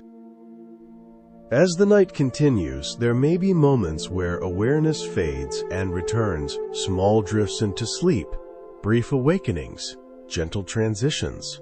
All of this is natural. There is no correct way for the night to unfold. What matters is the attitude you bring to it, an attitude of permission, of kindness, of patience. These qualities shape the experience more than any technique. You may find yourself reflecting less on what you should become and more on what is already here. The simple fact of being alive, of breathing, of sensing, of knowing that you are aware, this simplicity can feel surprisingly rich. In Buddhist teaching, there is often a reminder that awakening is not something added to experience, but something uncovered. It is what remains when unnecessary tension is released. In moments like this, you may glimpse that truth, not as an idea, but as a felt sense. There is nothing mystical required, no special state to achieve, just the willingness to stop interfering with what is already functioning. The body knows how to rest, the mind knows how to settle, awareness knows how to be present. As this understanding becomes more familiar, it begins to carry into daily life. Moments of pause appear naturally, reactions slow, listening deepens. You may notice yourself responding with more ease, not because you are trying to be calm, but because calmness is less obstructed. This does not mean challenges disappear. Life continues to present uncertainty, loss, and change. But your relationship to these experiences shifts. They are met with greater steadiness. There is less need to push them away or hold them tightly. In this steadiness, compassion flows more freely. You see others not as obstacles or roles, but as beings navigating their own causes and conditions. This understanding does not make you passive. It makes your responses more attuned. As the night moves toward morning, or as sleep deepens, this attunement remains quietly present. It does not demand attention. It supports from beneath. You do not need to remember any of this consciously. You do not need to hold on to the words or the ideas. What matters is the experience itself, the felt sense of resting without resistance. Allow the body to continue releasing. Allow the mind to continue settling.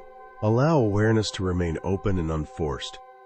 Whether you are awake or asleep, this openness is still here. It does not depend on effort or control. It is simply the nature of awareness when it is allowed to be itself. Remain here or drift away. Both are expressions of the same gentle letting go. Nothing needs to be concluded. Nothing needs to be carried forward. This moment is complete as it is.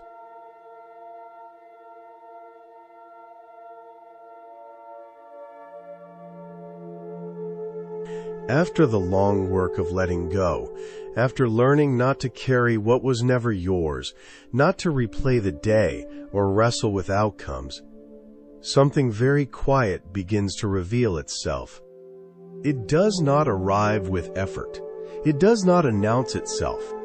It has been there all along, beneath the movement, beneath the noise, waiting for the moment you stop disturbing the surface. It is like a lake at dawn. When stones are no longer thrown, the water clears on its own. You begin to sense a calm that does not depend on silence, a steadiness that does not collapse when thoughts appear. This is not the stillness of control. It is the stillness of nature, returning to itself. Many people misunderstand this and believe peace must be manufactured. They try to force the mind into quiet, as if stillness were something fragile that must be protected or achieved. But true stillness is not fragile. It is what remains when the struggle ends.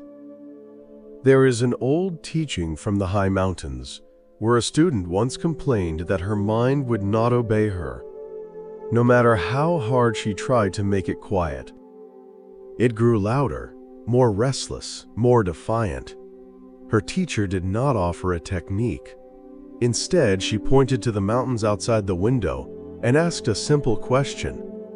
Do the mountains argue with the clouds that pass over them? Do they strain to push the weather away? The student understood at once. The mountain does nothing. Clouds come and go, storms arrive and pass, yet the mountain remains exactly what it is. Unmoved, whole, unchanged. Your awareness is like this. Thoughts drift through. Emotions move like weather. Sensations rise and fall. But the awareness that knows them is steady. Silent, untouched. You do not need to stop the clouds. You only need to remember that you are not the sky's weather, but the sky itself. This is the heart of natural stillness. It is not created through effort. It is revealed through non-interference. When you stop adding resistance, commentary, judgment, and urgency to your experience, what remains is clarity.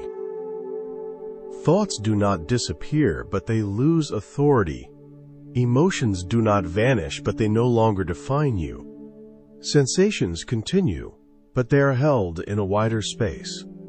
Peace emerges, not because everything is calm, but because nothing needs to be pushed away.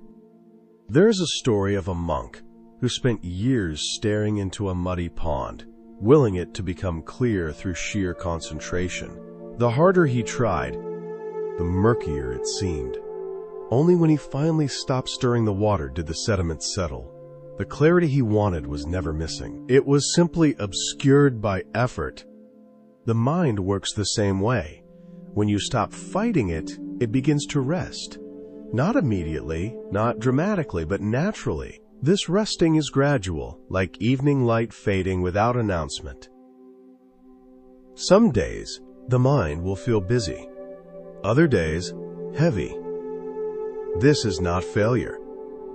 Often it means awareness is becoming more honest. You are seeing what was already there, instead of being lost inside it. In Zen, there is a quiet truth: nothing is wrong with you. Your deepest nature is already complete. What changes is not who you are, but how closely you are identified with passing experiences. Like dust on a mirror, mental habits can obscure reflection, but they never damage the mirror itself. Stillness is not something you gain, it is something you uncover. This is why peace is available even now. Even as thoughts arise, there is awareness of them. Even as emotions move, there is something that knows their movement without being swept away. Even restlessness is held within a larger calm. This recognition is sometimes called non-dual awareness, but the name is less important than the feeling. It is the sense that you are not separate from what you are seeking. The peace you long for is not elsewhere. It is the background of every experience. There was once a student who noticed a faint hum in the meditation hall, a sound so subtle it only appeared when everything else became quiet. She thought it was a distraction, until her teacher explained that it had always been there. The mind simply had to become still enough to notice it. Your natural stillness is like that hum. always present, rarely noticed, not hidden, just overlooked. The practice, then, becomes very simple, not controlling, not suppressing, just resting as the awareness that is already here. Instead of doing meditation, you begin to be meditation. Instead of reaching for peace, you notice the peace that remains when reaching stops. As you listen now, nothing needs to change. Awareness is already listening, already present, already relaxed. It does not strain. It does not hurry. It does not need improvement. This stillness is alive, open, responsive. It is not numbness. It is not withdrawal. It is spacious enough to include everything without being disturbed by anything. From this place, reactions soften. You still feel, but you are not consumed. You still think, but you are not trapped. Life moves, but something in you remains unmoved. This creates balance. Not indifference, but equanimity. Pleasant moments are enjoyed without clinging. Difficult moments are met without collapse. Both are seen as temporary movements in a vast field. With time, trust grows. You begin to rely less on circumstances to provide peace, and more on the quiet, knowing that peace is already part of your nature. Busy days do not erase it. Noise does not destroy it. Difficulty does not cancel it. You may forget it, but it does not leave. As the body relaxes, breathing deepens on its own. The nervous system recognizes safety, not because problems are solved, but because resistance is softened. Tonight, you do not need to empty your mind. You do not need to force calm. You only need to rest as what is already resting. Let thoughts pass. Let emotions move. Let sensations rise and fall, and remain as the awareness that holds them all. You are not the clouds. You are not the waves. You are the sky and the ocean, vast enough to allow everything, stable enough to be unchanged by any of it. This stillness is not earned. It is remembered. Like the mountain remembering itself beneath the weather, you remember now what you have always been. Nothing to fix, nothing to achieve, nothing to become, just this awareness, aware of itself, complete, present, and at peace exactly where you are. When this recognition deepens, daily life begins to feel subtly different. Situations that once triggered immediate tension now create a small pause. In that pause, choice appears. Not because you are forcing yourself to respond wisely, but because awareness is no longer drowned out by reaction. Stillness gives space, and space gives clarity. You may notice that emotions arrive with the same intensity as before, yet they no longer carry the same command.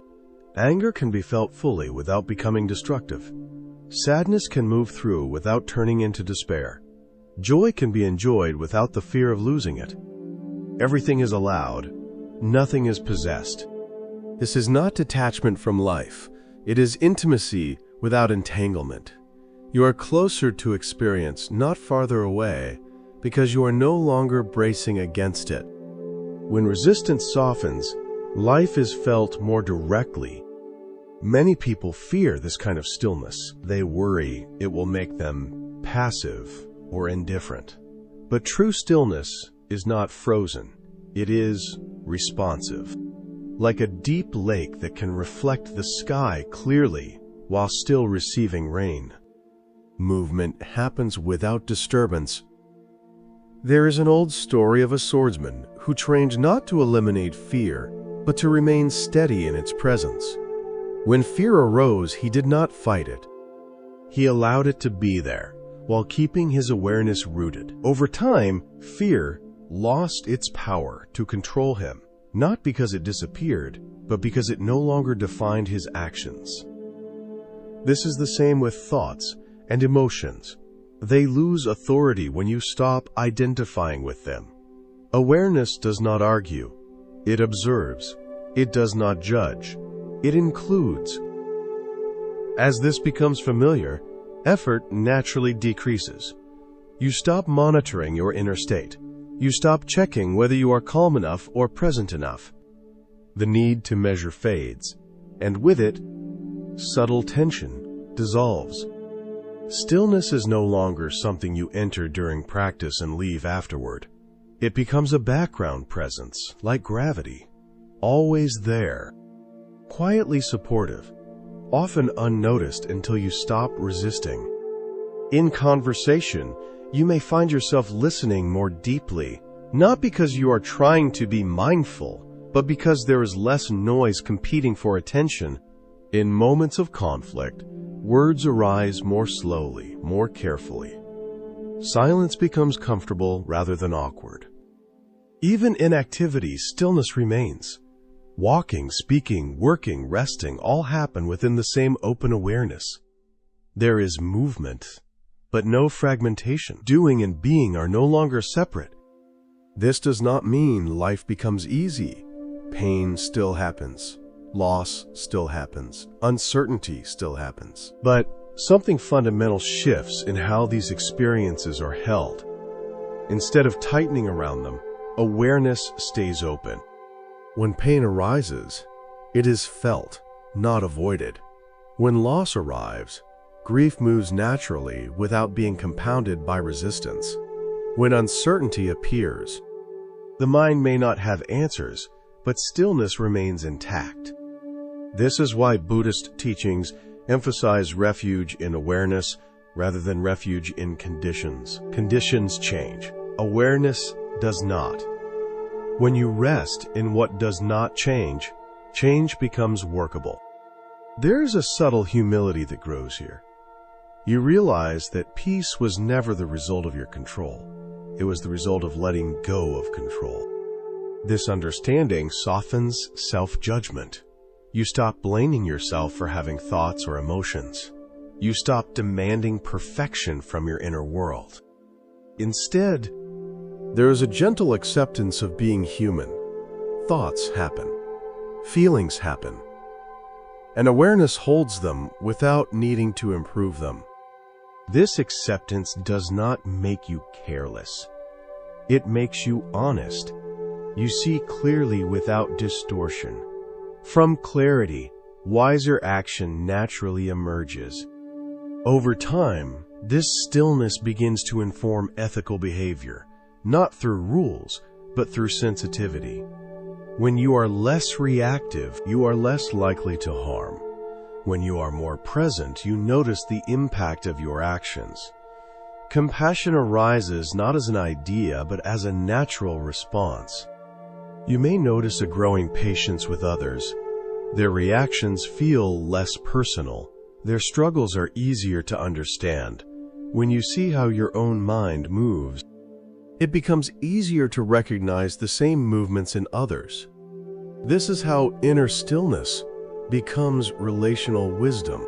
It is not withdrawal from the world, but a deeper participation in it, grounded in clarity rather than compulsion. As you rest in this more often, you may also notice moments of forgetting. Old habits return. Reactivity resurfaces. This is not a problem. Forgetting is part of remembering. Each time you notice you have been pulled into thought or emotion, awareness has already returned. Nothing is lost. No progress is undone. Awareness does not need continuity to exist. It is always available in the moment you notice. This is why practice remains simple. Again and again you return, not to an ideal state, but to what is already present. Awareness noticing itself. There is no finish line, no final achievement. Stillness deepens, not by accumulating experience, but by shedding interference. At night, when the world quiets, this becomes especially accessible. As the body settles, awareness naturally turns inward. Thoughts slow, not because you force them to, but because they no longer have momentum. Sleep itself becomes an expression of trust. You allow consciousness to release its grip, knowing that awareness does not disappear when thought fades. Even in deep rest, something remains. This is why rest feels different when stillness is recognized. It is not escape, it is return. As you lie down, you do not need to reflect or analyze. You can simply notice the fact of being aware. Breathing happens. Sensations soften. Thoughts drift. Awareness remains. There is nothing you need to hold on to, nothing you need to resolve. The day can end without being carried forward. Stillness does not require memory. It exists without reference to past or future. It is always now. When this is seen, anxiety loosens. The future does not need to be managed in advance. The present is enough. Awareness is enough. Gradually, confidence grows, not the confidence of certainty, but the confidence of presence. Whatever arises, awareness can meet it. Whatever changes, stillness remains. This is the quiet strength beneath all resilience. Not the strength of endurance, but the strength of openness. As this becomes clearer, the search naturally fades. You stop seeking experiences that confirm peace. You stop comparing moments. You stop waiting for something to arrive. What you are looking for is no longer ahead of you. It is here, already listening, already breathing, already at rest. And in this recognition, there is a simple ease. Nothing dramatic, nothing extraordinary, just the profound ordinariness of being. Awareness, aware of itself, life unfolding within it. Stillness, holding it all. As this understanding matures, it begins to quietly reorganize your relationship with time. You no longer feel compelled to rush toward the next moment or cling to the previous one. Each experience is met where it is, allowed to complete itself without being pulled forward or dragged backward. Life feels less like a sequence to manage and more like a flow to participate in. There is a subtle freedom in this. Without the constant pressure to arrive somewhere else, the present moment becomes sufficient. Not perfect, not always pleasant, but complete. Stillness is what allows this completeness to be felt. You may notice that even boredom changes. What once felt empty or dull becomes spacious. In that space, small details emerge, the texture of breath, the weight of the body, the quiet rhythm of being alive. These were always here, overlooked by the mind's demand for stimulation. This does not mean excitement disappears. It means excitement no longer defines fulfillment. Joy arises naturally, without urgency. Peace is no longer dependent on how interesting or meaningful a better moment appears to be. When challenges arise, they are met from a different place. Instead of immediately strategizing or resisting, there is first a pause. In that pause, you sense the ground beneath experience. From there, action is clearer, less driven by fear. This is how stillness supports wisdom. It does not tell you what to do. It creates the conditions in which knowing can arise. In difficult conversations, you may feel emotions stir, but they no longer hijack your speech. Words come slower, more measured. Silence becomes an ally rather than something to fill. Listening deepens, not because you are trying to be attentive, but because awareness is unobstructed. In moments of solitude, loneliness may appear, but it is held gently. Without resistance, it reveals its deeper layers: longing, vulnerability, openness. Stillness does not erase these experiences. It gives them space to unfold without becoming overwhelming. Over time, identity softens. You stop defining yourself so rigidly through roles, stories, and inner commentary. There is a sense of being more than any particular narrative, more than success or failure, more than confidence or doubt. This does not make you vague or detached. It makes you flexible. When identity loosens, adaptation becomes easier. You respond rather than defend. There is a story of a bamboo stalk that bends in the storm while rigid trees break. Stillness has this quality. It is not stiffness. It is resilience through openness.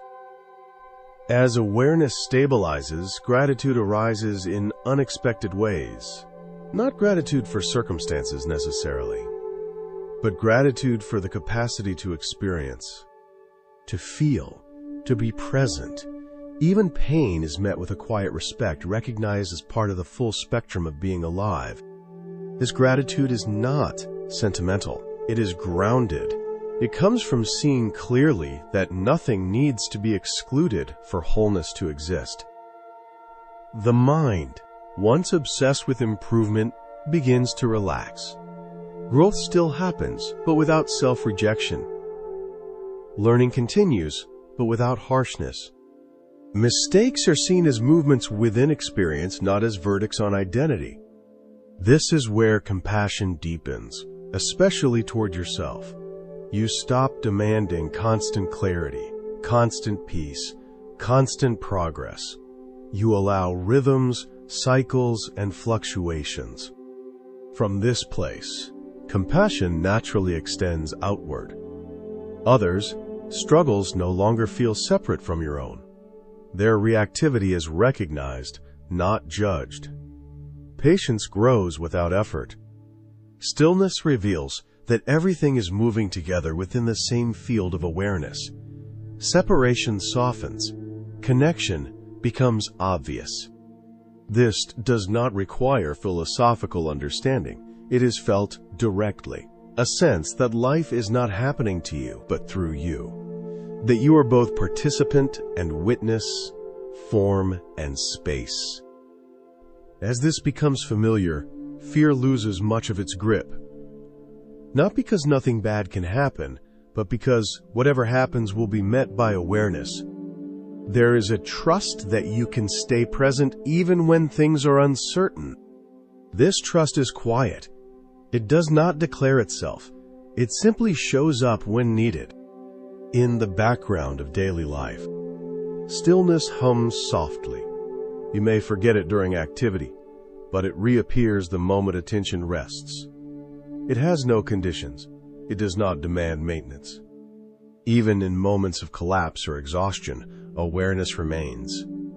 You may feel lost, but something knows that feeling. You may feel overwhelmed, but something holds the overwhelm. This is the deepest reassurance. Nothing essential is ever lost. As sleep approaches, this understanding naturally settles the body. Muscles release. Breathing deepens. The need to think diminishes. You do not have to carry today into tomorrow. Awareness does not need memory to exist. It rests whether thoughts are present or not. As consciousness drifts towards sleep, stillness remains, not as an effort, but as a ground. There is no edge where awareness stops. There is only a soft fading of activity. In this resting, the sense of being someone managing life dissolves. There is simply life unfolding, held by something vast and quiet. Nothing needs to be concluded. Nothing needs to be resolved. This is not an ending.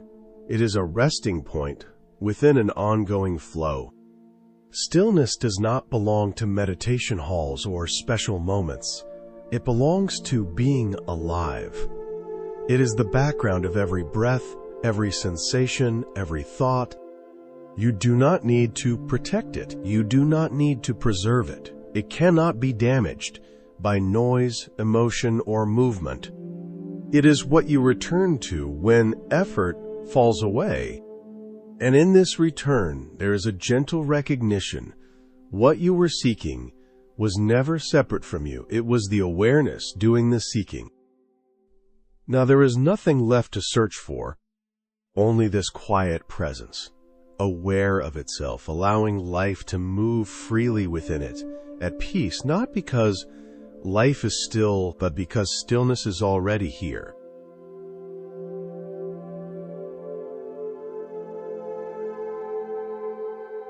Even when emotions are understood and tended with care, there is sometimes a subtle distance that remains. Not resistance, not fear, but a quiet habit of standing just slightly apart from life. This distance is often built from years of protecting yourself, years of learning how to cope rather than how to fully inhabit experience. Beneath emotional wisdom, beneath stillness, there is an even deeper invitation to allow yourself to be touched. Many people can stay calm, grounded, and aware, yet still keep their hearts guarded. Peace is present, but intimacy with life feels muted. This is not a failure of practice. It is simply another layer, revealing itself when the time is right. In a remote Zen hermitage, there was a practitioner known for his exceptional equanimity, no matter what happened, praise or blame, gain or loss. His expression remained serene. Students admired his composure and often asked how he had achieved such unshakable calm. One evening, during a storm, a tree fell near the hermitage, narrowly missing the meditation hall. The sound was thunderous. The students rushed out, hearts racing, but found the teacher sitting calmly, just as always. Later that night, a visiting elder asked him quietly, "When the tree fell, what did you feel?" The practitioner paused. "Nothing," he replied. "The mind remained still." The elder nodded gently. "And did the heart feel the wind?" The question lingered in the air. True peace is not numbness. It is not distance. It is not standing above life. It is the capacity to be fully here without collapsing, fully open without being overwhelmed.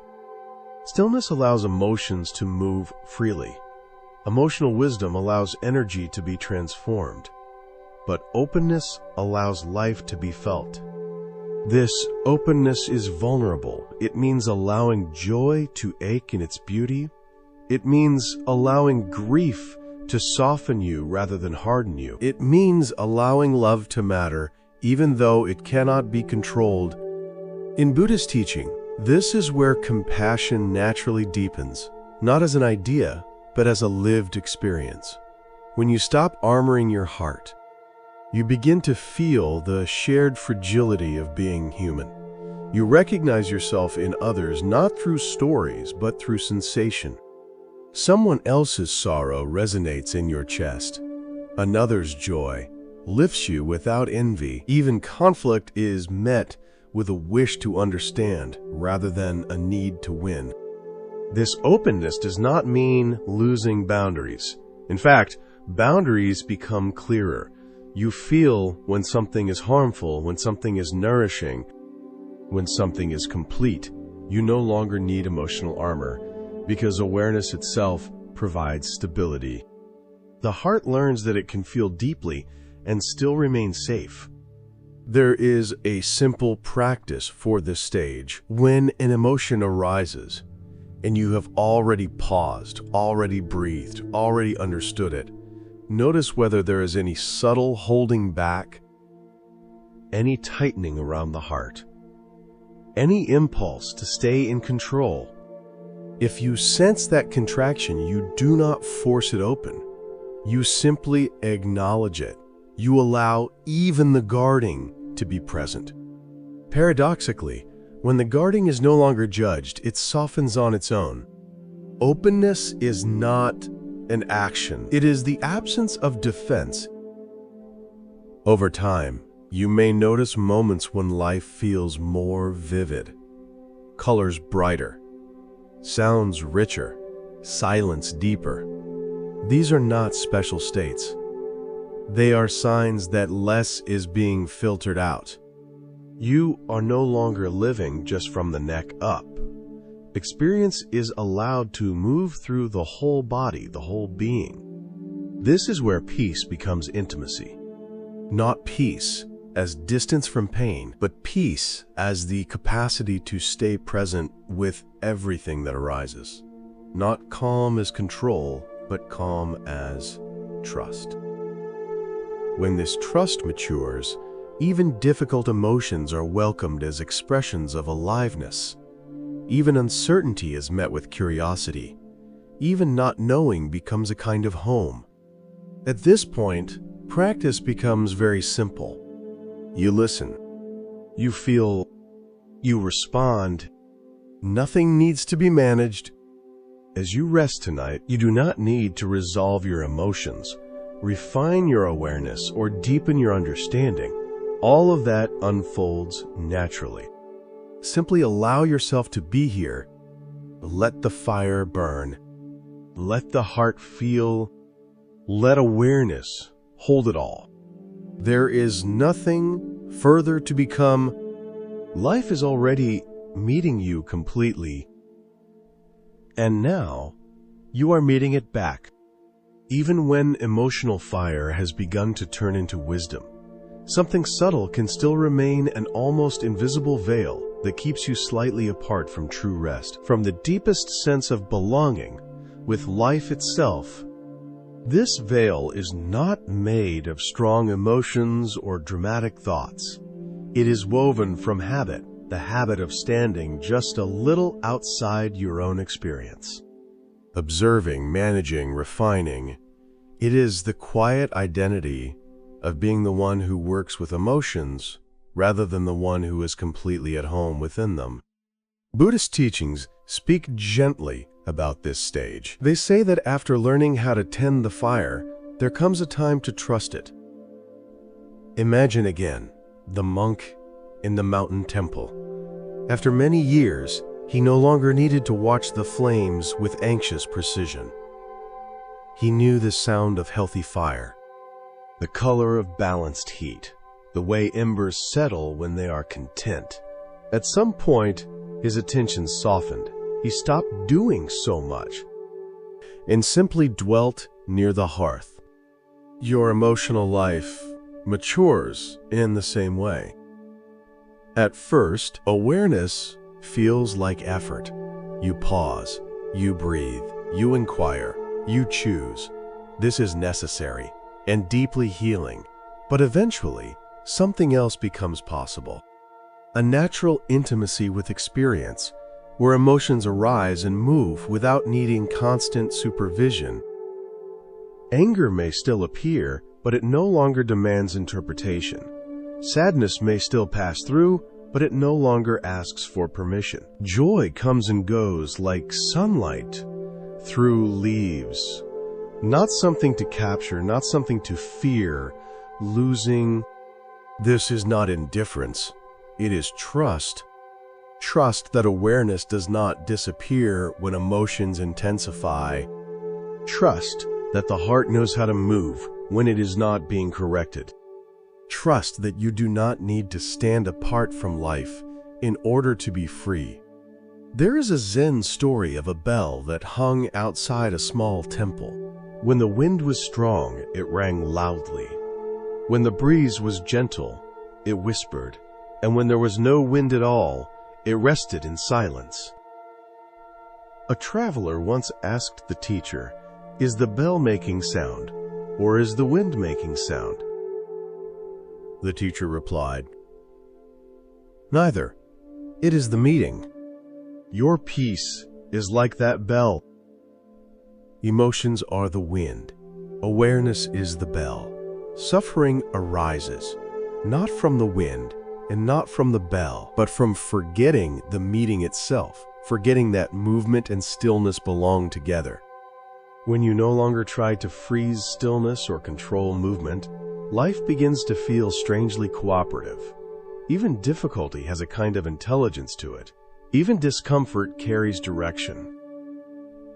At this stage, compassion deepens naturally. Not because you try to be compassionate, but because you recognize the familiar heat of emotion in others. When someone is angry, you feel the fire without recoiling. When someone is afraid, you recognize the trembling energy you once fought against in yourself. When someone is grieving, your presence becomes spacious, not because you have answers, but because you are no longer afraid of sorrow. This is how wisdom quietly becomes love. As night approaches, and the mind begins to loosen its grip on the day, you might notice subtle emotions, surfacing unfinished feelings, unnamed moods, vague restlessness. Nothing dramatic, just gentle movements beneath the surface. Tonight, you do not need to resolve them. You can let awareness be wide, like a temple hall with open doors. Whatever enters is allowed. Whatever stays is welcome. Whatever leaves is not chased. Breath comes. Breath goes. Sensations rise, soften, dissolve. You are not practicing anymore. You are resting in what practice revealed. If an emotion appears, you feel it without leaning forward. If a thought arises, you let it pass without following. If nothing happens, you let that be enough. This is not a technique. It is a homecoming. The fire continues to burn, but it no longer demands your attention. It warms the space without dominating it. It lights the room without blinding your eyes. And in this quiet glow, something essential becomes clear. Peace was never the absence of emotion. Freedom was never control. Wisdom was never distance. They were always intimacy. The courage to be fully here, and the gentleness to let life move as it does. As sleep approaches, you can carry this knowing with you, not as a thought, but as a feeling of trust in your own capacity to meet whatever arises. Nothing needs to be fixed. Nothing needs to be held. The fire knows how to burn. The heart knows how to feel. And awareness knows how to remain. And as awareness settles even more deeply, a final shift begins to unfold, so subtle it can only be noticed when nothing is being sought anymore. This shift is the soft dissolving of the one who thinks they are resting. Up until now, there may still have been a quiet sense of you lying here, aware of breath, aware of emotions, aware of peace. Calm, gentle, spacious, but still slightly positioned, like someone sitting by the river, watching the water flow. Buddhist wisdom speaks of this moment carefully, almost in whispers. It is not something to achieve. It happens on its own when effort has completely exhausted itself. The river does not need a witness. There is a story of an old Zen master who, after decades of practice, was asked by a student, "What happens after enlightenment?" The master answered, "I still chop wood. I still carry water." The student pressed further, "But what is different?" The master smiled. "Before, I chopped wood and carried water. After, wood chops itself. Water carries itself." This is not poetry, it is direct experience. At this depth, life no longer feels like something happening to you, or something you must be present for. Experience simply unfolds breathing, hearing, feeling. Even awareness loses its edges. There is no need to hold stillness anymore, because stillness is not separate from movement. There is no need to protect peace, because peace is not fragile. It was never dependent on conditions in the first place. Thoughts may still appear, but they arrive like birds crossing the sky, no announcement, no commentary, no trace left behind. Emotions may still arise, but they no longer form a story. They are sensations. They are movement. They are life expressing itself. And then they are gone. At this point, rest is no longer something you do. It is something you are, even while dreaming, even while sleeping. As your body sinks further into the bed, gravity takes over effortlessly. Muscles release, not because you tell them to, but because there is no longer any reason to hold. The breath becomes shallow, then slow, then almost unnoticeable. You may feel as if you are drifting, but there is nowhere to drift from, and nowhere to drift to. Only this gentle fading into simplicity.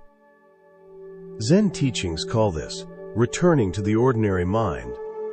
Not special, not mystical, not elevated, just deeply unresistant. In this state, nothing is missing, nothing is added. The world is allowed to be exactly as it is, including the quiet world inside your own body. If a last fragment of identity arises, I am falling. Asleep, I am peaceful. I am letting go. You do not need to remove it. Even that thought is allowed to dissolve naturally, like mist warming in early morning light.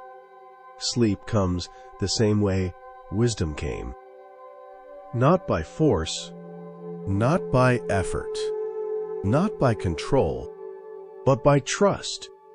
Trust in the intelligence of the body. Trust in the rhythm of the nervous system. Trust in the way life knows how to rest when it is no longer interrupted. Nothing more is required of you. The fire burns softly. The temple is quiet. The night holds everything without distinction. And whether you remain awake for a few more breaths or slip gently into sleep, awareness continues without needing your participation. There is nowhere else to arrive. There is nothing else to understand. Only this whole, simple, and enough.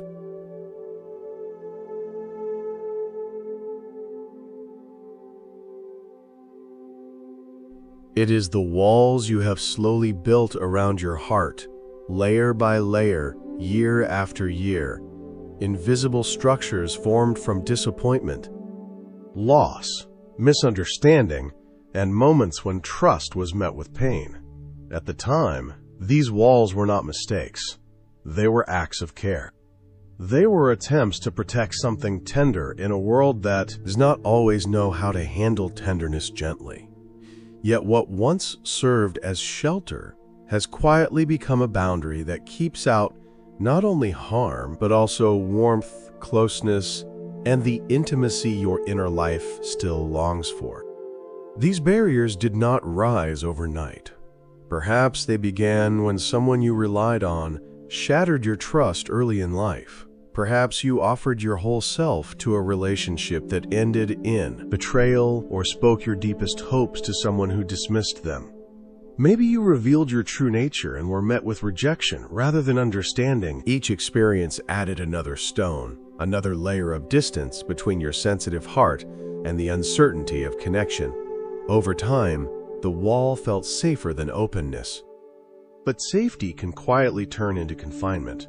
The same defenses that prevent pain also prevent beauty from entering. The same inner guards that protect you from being hurt again can also keep you from being fully seen, fully received, fully alive in relationship.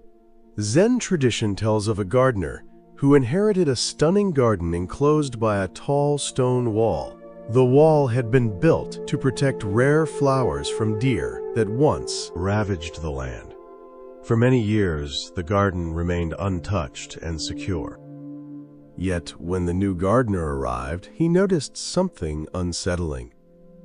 Though the flowers were unharmed, they were pale and fragile. Deprived of the natural rhythms of the world, they had grown weak, The wall had blocked not only the animals that could damage them, but also the butterflies that carried pollen, the birds that scattered seeds, and the rain that refreshed the soil. The garden was protected, but it was slowly losing its vitality. The gardener understood that a choice had to be made. He could preserve the walls and watch the garden decline in safety, or he could begin to lower them and trust the inherent resilience of life. Your heart faces this same choice each day. You can remain behind familiar defenses, avoiding possible hurt, while also remaining distant from nourishment that only real connection can offer. Or you can begin the slow, brave work of opening, not recklessly, not blindly, but with a clarity that understands.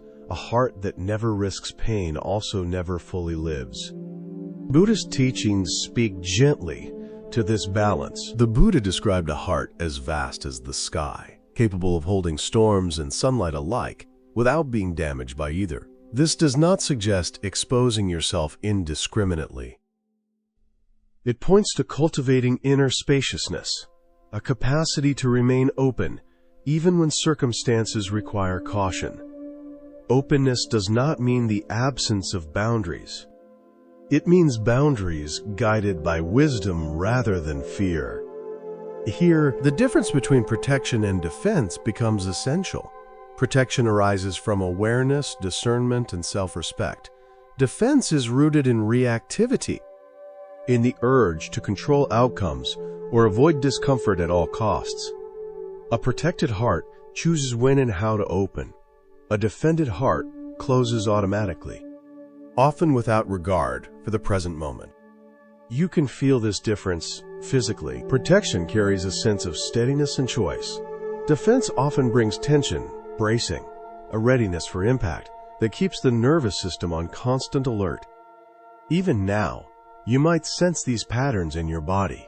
Perhaps there is a tightening around your chest when you think of someone who once hurt you. Perhaps your throat constricts at the thought of speaking something vulnerable. Maybe your abdomen pulls inward when you imagine being fully seen. These sensations mark where the walls remain. Yet there is something quietly hopeful here. The same sensitivity that built the walls can also soften them. The heart that learned to close can also learn to open. In a remote monastery, there lived a young monk who had entered monastic life after a profound betrayal in the world beyond its gates. He devoted himself fully to practice, following every rule, serving others diligently.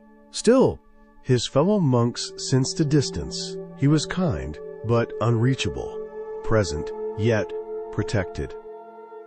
His teacher observed this quietly for a long time before speaking.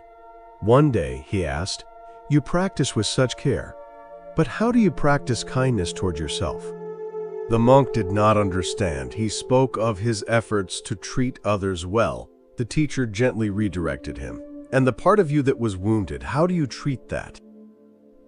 He asked, "Do you offer it compassion? Or do you hide it away because its pain feels shameful?"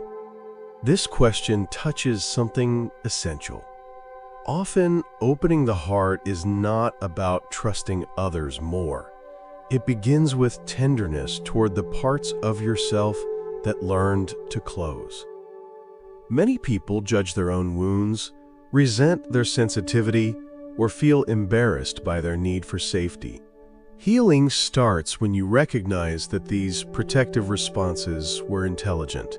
They arose for good reasons. The monk had condemned both his past openness and his present caution, yet both had been appropriate. The open heart had been sincere and alive.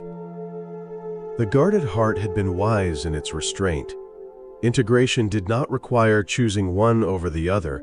It required allowing both to exist within a larger, more flexible capacity. This is what Buddhist teachers call skillful vulnerability. Skillful vulnerability allows openness without naivety. It honors discernment without permanent withdrawal. Not everyone is meant to receive your deepest truth. Still, this does not mean your heart must remain closed to everyone. Think of a flower that opens to gentle sunlight and closes against harsh conditions. It is not inconsistent. It is responsive. Your heart can learn the same natural intelligence. It opens where warmth is present and holds boundaries where care is needed. The question then becomes how to know when opening is safe. Here, the body offers guidance beyond rational thought. Your nervous system reads subtle cues constantly. In the presence of genuine safety, your breath deepens, your muscles soften, and openness happens without effort. In unsafe spaces, contraction arises instinctively. Learning to trust these bodily signals is part of reopening the heart wisely. There is also a quieter truth, often overlooked. Keeping your heart closed affects not only you, but those who truly care about you. When you withhold your authentic self from people who have earned your trust, you deprive them of knowing you fully. You deny yourself the experience of being received as you are. A heart held closed forever is like music never played. It remains intact, but unfulfilled. Opening happens gradually. Small truths are shared. Minor vulnerabilities are expressed. Boundaries are practiced through honest refusals, making genuine yeses possible. Each moment of safe openness teaches the nervous system that connection does not always lead to harm. This process asks for patience. Hearts do not reopen quickly after years of guarding. There will be moments when trust is mishandled and the urge to retreat returns. These moments are not failures. They provide clarity. They reveal what you need, what nourishes your sense of safety, and how to honor your limits more clearly. As this understanding deepens, the inner environment begins to soften. When you become a safe presence for yourself, connection with others no longer feels desperate. Selectivity becomes natural rather than defensive, and slowly, the walls begin to resemble gates able to open, able to close, guided not by fear but by wisdom. As this gentleness toward yourself becomes more familiar, something subtle begins to shift in the way you relate to the world. The need to constantly scan for approval or rejection slowly loosens its grip. When you no longer demand from others what you have learned to offer inwardly, relationships lose their sharp edge of urgency. They become spaces of meeting rather than arenas of survival. You may notice that your sense of worth no longer rises and falls so dramatically with other people's reactions. Praise feels pleasant, but not intoxicating. Disapproval feels uncomfortable, but not devastating. This steadiness does not come from emotional distance. It comes from the quiet confidence of knowing that you can meet whatever arises inside you with care. From this place, your heart can afford to open because it no longer fears collapse if things do not go as hoped. There is a common misunderstanding that opening the heart makes a person fragile. In truth, the opposite is often revealed. A heart softened by self-compassion is far more resilient than one armored by self-protection. When disappointment comes, you know how to sit with it. When loss arrives, you know how to grieve without disappearing into it, because you have learned how to stay with yourself. Rejection no longer feels like annihilation. Buddhist teachings often remind us that pain is inevitable, but suffering is shaped by how we relate to pain. A closed heart suffers quietly, rigidly, convinced that hurt must be avoided at all costs. An open heart still feels pain, but it moves through more fluidly, like water passing through an open channel, rather than striking a wall and splashing back violently. Openness does not prevent sorrow. It allows sorrow to complete its natural movement. As you move toward rest, you might begin to sense this difference in your own body. There may be a subtle warmth in the chest, or a soft ache that feels less threatening than it once did. Instead of tightening against it, you allow it to be present, You might even place a hand over your heart, feeling the steady rhythm beneath your palm. This rhythm has carried you through every experience you have ever survived. Your heart has known how to love, how to endure, how to protect itself when necessary. It has never truly failed you.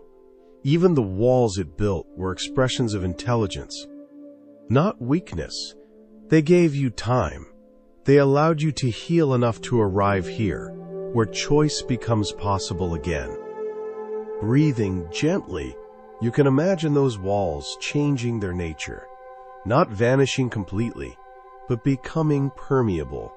Less like a fortress, more like a garden fence, with a gate that opens when conditions are right. You do not need to force this image. You simply let it arise as a possibility, an orientation rather than a demand. With each breath, you acknowledge two truths that can coexist without conflict. One is your need for safety. The other is your longing for connection. Neither needs to overpower the other. Wisdom lies in honoring both. When these truths are held together, the heart begins to feel trustworthy again. Gradually, you may notice how this inner shift changes your outer interactions. Conversations feel less guarded. Silence feels less threatening. You are more willing to listen without preparing defenses in advance. You may even find yourself sharing something genuine without rehearsing it first. These are small signs, but they signal a deeper transformation. As openness grows, so does discernment. You become clearer about who can meet you with care and who cannot. This clarity is not harsh. It is calm. You no longer need to convince everyone of your worth. You simply recognize where reciprocity is possible and where distance is kinder. In Zen, there is an understanding that true intimacy arises not from exposure, but from presence. When you are present with yourself, you naturally bring that presence into relationship. Others feel it. They sense when someone is not hiding, not performing, not bracing for impact. This presence invites authenticity without demanding it. You may also begin to notice that your empathy deepens. When you encounter guardedness in others, you recognize it as familiar. Instead of reacting with frustration or withdrawal, you meet it with patience. You understand that behind most defenses lies a history of pain that has not yet been met with safety. This recognition softens judgment and makes compassion more accessible. Opening the heart in this way does not mean every relationship becomes close or enduring. Some connections will remain brief, others will change or end. But the quality of your participation remains intact. You show up as yourself, without armor, without collapse. Whatever unfolds, you remain rooted in your own care. As the night deepens, this understanding does not need to be held tightly. It can sink beneath conscious thought. The body knows how to integrate what the mind has touched. Muscles release a little more. The breath becomes quieter. The nervous system recognizes that vigilance is no longer required in this moment. If memories of past hurt arise, you do not push them away. You also do not follow them into stories. You let them pass like distant echoes. They no longer define your present capacity. They are part of your history, not your limitation. There is a quiet dignity in allowing yourself to be both cautious and open, both tender and strong. This balance is not achieved once and for all. It is lived, adjusted, refined through experience. Each encounter teaches you something new about where your heart can open and where it needs rest. As you lie here, nothing is being asked of you. You are not required to resolve your past or perfect your openness. Simply resting in the awareness of your own heartbeat is enough. This simple contact is already an act of trust. Your heart does not need to prove its strength. It has survived everything that brought you here. It knows how to close when closing is wise. It is learning how to open when opening is safe. Between these movements, life flows naturally. And as rest takes you, this learning continues without effort. The walls soften not because you push them down, but because they are no longer needed in the same way. What remains is a heart that can feel deeply without being lost, that can love without abandoning itself, that can meet change without hardening. In this quiet, the heart remembers its original purpose, not to defend endlessly, but to participate, not to withdraw from life, but to meet it with clarity, courage, and care. As this openness settles more deeply, another realization begins to surface, almost imperceptibly at first. Even with a wiser, more open heart, life itself does not pause or soften its movements. Change continues without asking for consent. People shift. Circumstances evolve. What once felt stable becomes uncertain, and what once seemed distant can arrive suddenly at your door. This is not a failure of practice. It is the nature of existence revealing itself more clearly. Buddhist teachings often compare life to a flowing river. You may step into it seeking calm water, only to discover currents beneath the surface. No moment remains fixed. Even stillness changes. The challenge is not to stop the river, nor to build permanent structures against its flow, but to learn how to move within it, without losing yourself. A heart that has learned to open skillfully is better prepared for this movement, yet it must still learn how to travel with change itself. There is a story of an old ferryman who spent his life guiding people across a wide and unpredictable river. When asked how he managed to cross safely in storms, he did not speak of strength or control. He spoke of listening. He felt the pull of the water through the pole in his hands. He adjusted constantly, sometimes yielding, sometimes guiding. Never rigid, never absent. The river never stopped changing, but neither did his attention. In the same way, moving through a changing world requires a quality of presence that is responsive rather than reactive. When change is resisted, suffering tightens. When change is chased, exhaustion follows. But when change is met, moment by moment, with awareness, something steadier than circumstances begins to guide you. This steadiness does not come from knowing what will happen next. It comes from trusting your capacity to meet whatever does. As your heart opens and your emotions become allies rather than threats, you may notice that uncertainty no longer feels as frightening. There is still discomfort, but it does not immediately turn into panic. There is still sadness, but it does not collapse into despair. You recognize that feelings, like situations, arise, peak, and pass. This recognition becomes a quiet anchor. Impermanence is not meant to make life meaningless. In Buddhist understanding, it is precisely what gives life its intimacy. Because nothing stays, everything matters. Because moments cannot be held, they invite presence. A defended heart tries to freeze life to avoid pain. An open, wise heart learns to bow to change without surrendering its center. You may recall times when change arrived before you were ready. Loss that came without warning. Endings that left no time for preparation. In those moments, the mind often searches for something solid to hold on to. But what you may now begin to sense is that the most reliable refuge is not found in circumstances, roles, or relationships. It is found in awareness itself.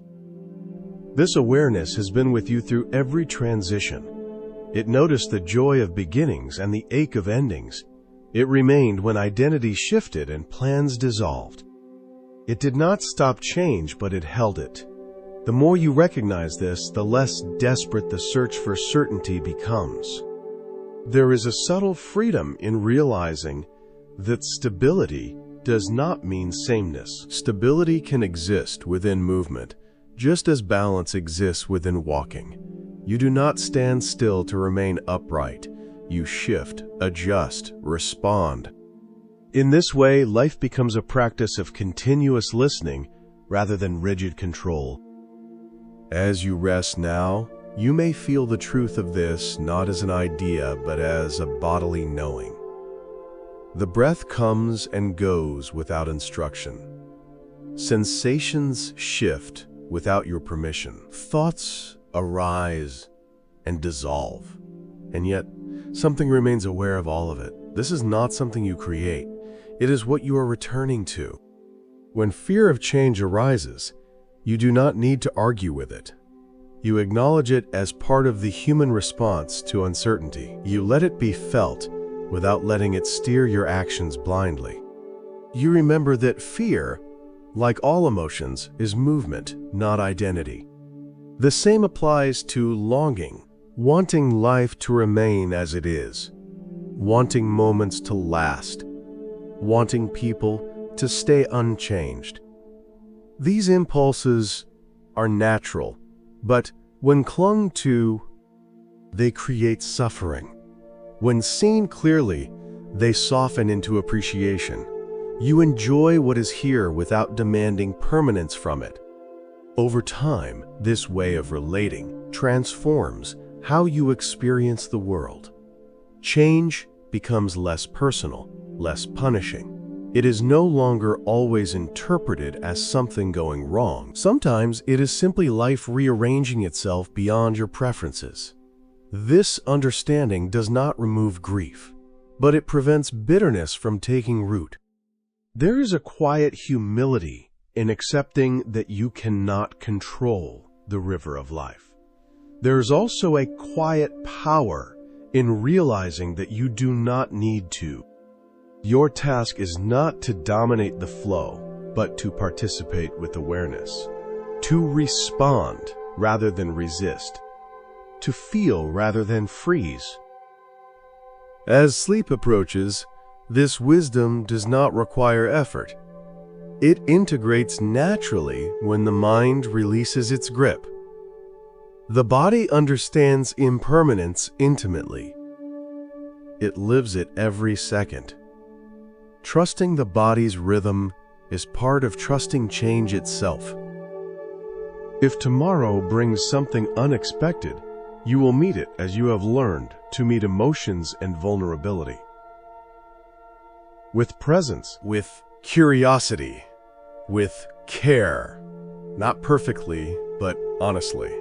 And that is enough. For now, there is nothing to anticipate, nothing to solve. Only this moment, unfolding exactly as it is. The river flows. The heart remains open and wise. Awareness rests, steady within movement, allowing life to change without losing itself. And in this resting, without effort or defense, you drift naturally into sleep, carried not by certainty, but by trust.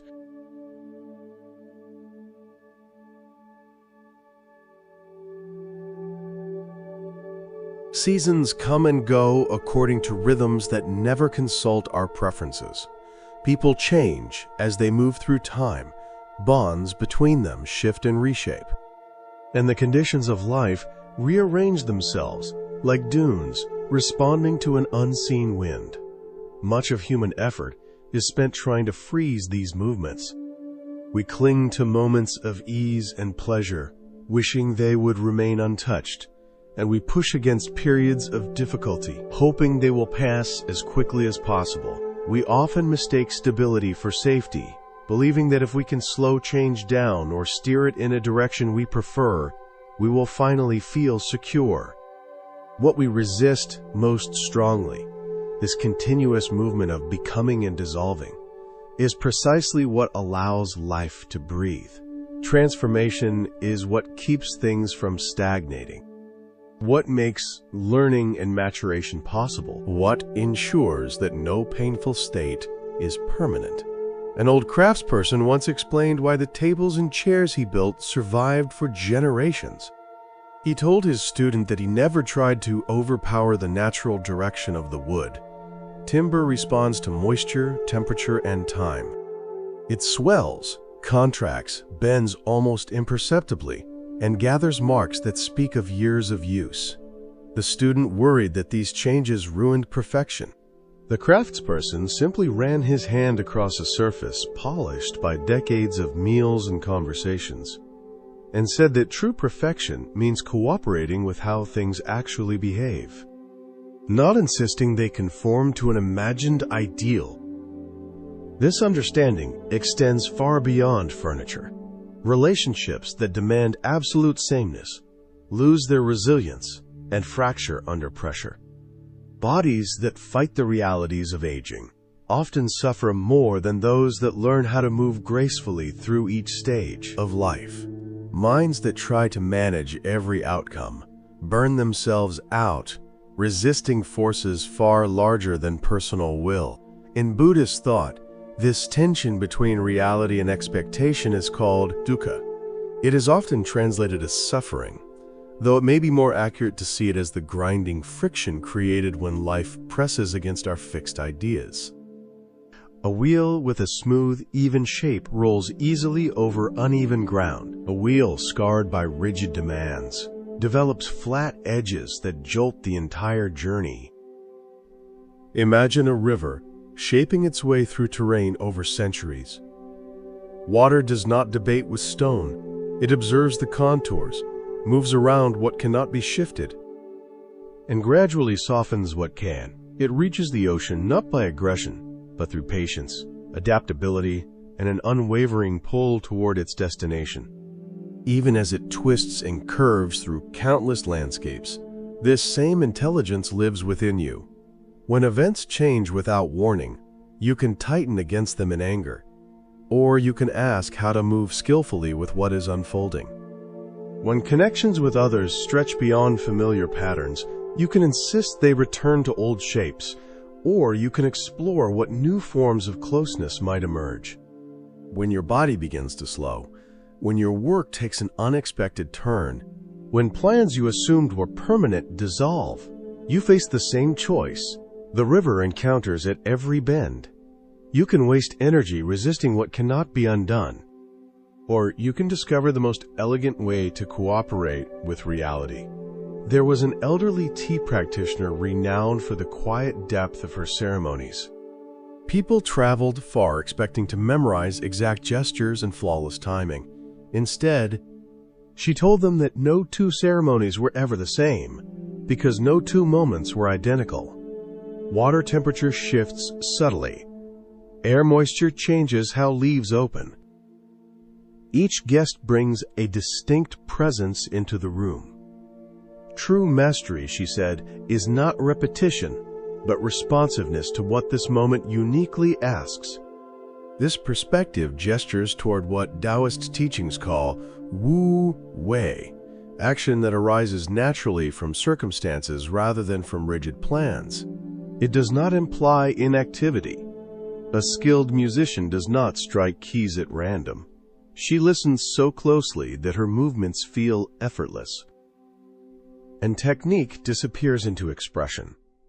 Living this way means cultivating sensitivity, learning when to move and when to pause, when to speak and when silence carries more truth. When to persist, and when a gentle change of direction serves better. Such sensitivity cannot be captured in formulas. Like the tea practitioner, adjusting to each gathering, it requires meeting situations freshly, instead of recycling yesterday's solutions. When you approach your days with this quality of attention, they subtly transform. Instead of forcing yourself through schedules that ignore your energy, you begin to work alongside your natural rhythms. Conversations stop being performances aimed at predetermined conclusions and become explorations of where sincerity wants to lead. You loosen your grip on specific outcomes and start participating with what is actually taking shape. This invites a reconsideration of strength itself. Many assume strength means immovability, the ability to remain unchanged regardless of pressure. Yet watch bamboo in a violent storm. The stalks that survive are those that bend almost to the ground, then return upright once the wind passes. Their resilience comes not from rigidity, but from flexibility anchored in deep roots. Your own roots extend beneath circumstances, underneath shifting roles, changing relationships. And an aging body, there is an awareness that remains steady. The same presence that noticed your childhood experiences is present now. Jobs appear and disappear. Bonds transform or end. The body follows its arc toward decline. Yet the knowing that witnesses all of this does not age in the same way. When you learn to rest in this underlying stability, surface changes lose some of their threat and gain a quiet interest. A young farmer once inherited land marked by recurring drought. His neighbors complained endlessly about the unreliable climate, shocked each time the rains failed. The farmer studied patterns instead.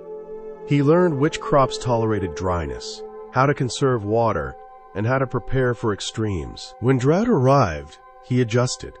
When heavy rains returned, he enjoyed them without assuming they would last. Weather shifts, he would say. My task is to farm well, regardless of what appears. He understood that cycles are not interruptions, but the fabric of life itself. Change is not a deviation from normality. Change is the condition of being alive. Expecting stability is like expecting the sea to remain flat. Once this is accepted, surprise gives way to skill. You begin to notice transitions while they are still whispers rather than crises. Rivers do not abruptly abandon their courses. They slowly explore new channels as the ground shifts. In the same way, relationships reveal strain before they fracture. Bodies signal imbalance long before illness takes hold. Dissatisfaction at work accumulates quietly before erupting. When you stop fighting the flow, you become more attuned to these early messages, sensing when commitments drain you, when familiar patterns begin to constrict rather than support. This attunement allows for gentle adjustments that prevent upheaval. Still, some disruptions arrive without warning. Even then, the river offers guidance. Water does not grow resentful when it meets a boulder. It does not argue or demand passage. It redirects, maintaining its essence while finding a workable path forward. A meditation teacher once lost her voice due to a rare condition. For months, she mourned the loss of her primary way of sharing insight. Students assumed she would withdraw completely. Instead, her teaching transformed. Writing sharpened her precision. Her silent presence during practice deepened, inviting others to listen beyond words. What seemed like an ending became an unexpected evolution, aligning her work more closely with its core intention. What appeared to be disappearance revealed itself as redirection, much like a river encountering a sudden collapse of earth across its path. The water does not vanish when blocked. It explores the edges, seeps through cracks, and eventually discovers new routes, sometimes creating pools and cascades more beautiful than what existed before. Trusting this movement does not mean surrendering all intention or abandoning what matters to you. Rivers are never aimless. They are consistently drawn toward the sea. Yet they do not insist on straight lines or predictable turns. In the same way, you can hold a clear sense of direction for your life while remaining open about how that direction is reached. This balance becomes especially vital during periods of transition, when work changes, when a partnership ends, when you relocate, or when illness alters your plans. These thresholds often feel disorienting. The urge is either to control every detail in an attempt to regain certainty, or to give up entirely and drift without orientation. Flowing wisdom offers another way. It suggests holding intention gently, staying alert to signals and opportunities that reveal themselves, step by step. Consider the difference between a journey planned down to the minute and one guided by a general destination. Both can succeed, but the second often allows for discoveries that rigid planning would have prevented. Detours become invitations rather than failures. Life transitions operate in a similar manner. When you trust movement itself, while staying rooted in your deeper values, unexpected openings tend to appear, sometimes leading to outcomes more nourishing than anything forced through sheer effort. As you take in these reflections, you may recognize places where you have been pushing against the current. Perhaps you are pouring energy into maintaining a relationship in a form it has outgrown. Maybe your body is asking for rest or a different pace, yet you are demanding it perform as it once did. Your work might be calling for change, but familiar security feels safer than listening to that call. Moving with these shifts does not usually require dramatic decisions. Often the first step is simply releasing resistance, like the farmer who stopped arguing with the sky and learned to work with weather. You begin by acknowledging what is happening, rather than insisting it should be otherwise. This acknowledgement is not resignation, it is an opening. When you stop fighting reality, space appears for insight about how to respond wisely. Energy that was consumed by frustration becomes available for creative adaptation. Mental effort once spent on protest can be redirected towards skillful adjustment. You begin to resemble a sailor who no longer battles the wind, but studies it, trims the sails, and uses its force to reach destinations that stubborn effort alone could never access. As this trust deepens, something subtle changes in how you experience effort itself. Action becomes less strained. Decisions feel more aligned. You still act, plan, and commit, but with less tension around results. You learn to distinguish between persistence that is rooted in clarity and persistence driven by fear. One feels steady and sustainable. The other feels exhausting and brittle. Flow teaches you to release the second without losing the first. This understanding can be practiced in simple ways. As you prepare to rest, you can allow your breath to settle into its own rhythm instead of directing it. You can let your body find the position that feels supportive, rather than imposing a posture you think you should maintain. You may notice that relaxation emerges on its own once you stop trying to manufacture it. Sleep follows the same principle. It cannot be forced. It arrives when conditions are hospitable. Your life unfolds in a similar manner. You cannot coerce it into matching a fixed script, but you can cultivate qualities that invite harmony, attentiveness, flexibility, patience, and trust. When these are present, life's movements feel less like threats and more like guidance. Even when they are uncomfortable, like water moving toward the sea, your path contains an intelligence that knows how to orient toward fulfillment. Even when the next step is unclear, sometimes this movement looks like visible progress. At other times, it appears as delay, loss, or stillness. Periods that feel like setbacks often prepare unseen foundations for what follows.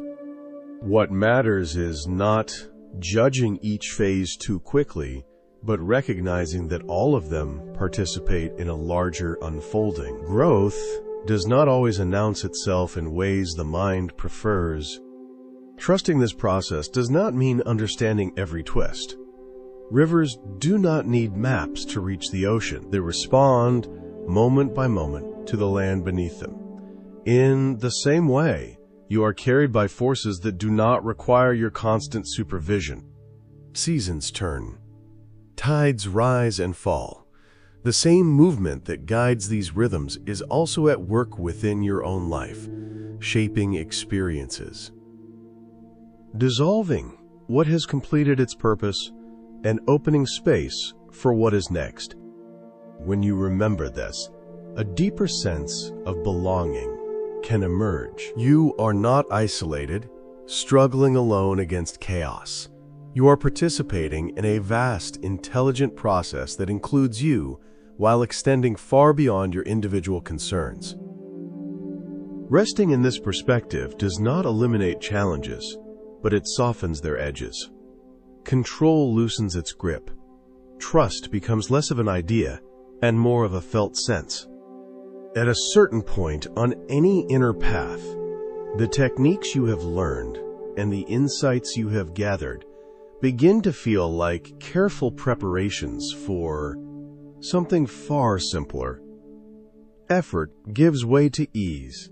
Seeking gives way to listening. You realize that much of what you were trying to achieve through discipline arrives naturally when resistance dissolves. What remains is a quiet cooperation with life as it is, moment by moment, changing shape without losing its essential direction. This is not an ending, but a different way of traveling. The current continues to move. You continue to respond.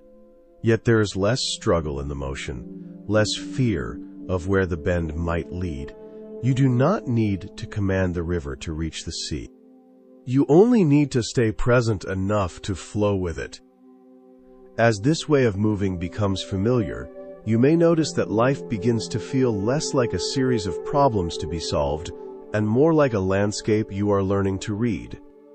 You sense subtle shifts before they fully arrive. You feel when to slow down, when to advance, when to remain still. Nothing about this is dramatic.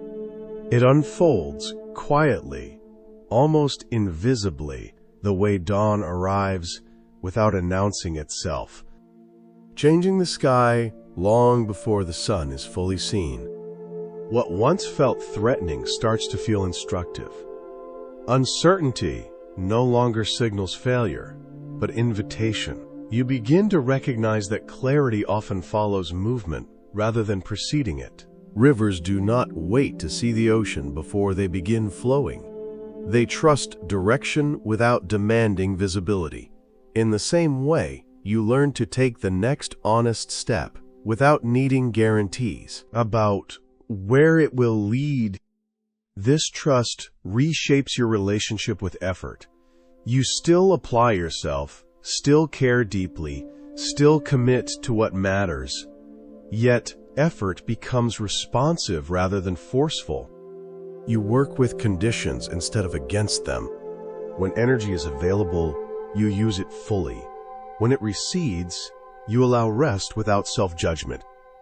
Life becomes less about maintaining a fixed identity and more about responding skillfully to changing moments.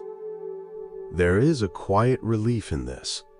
Much of the tension you once carried came from trying to protect a version of yourself that no longer fit the present.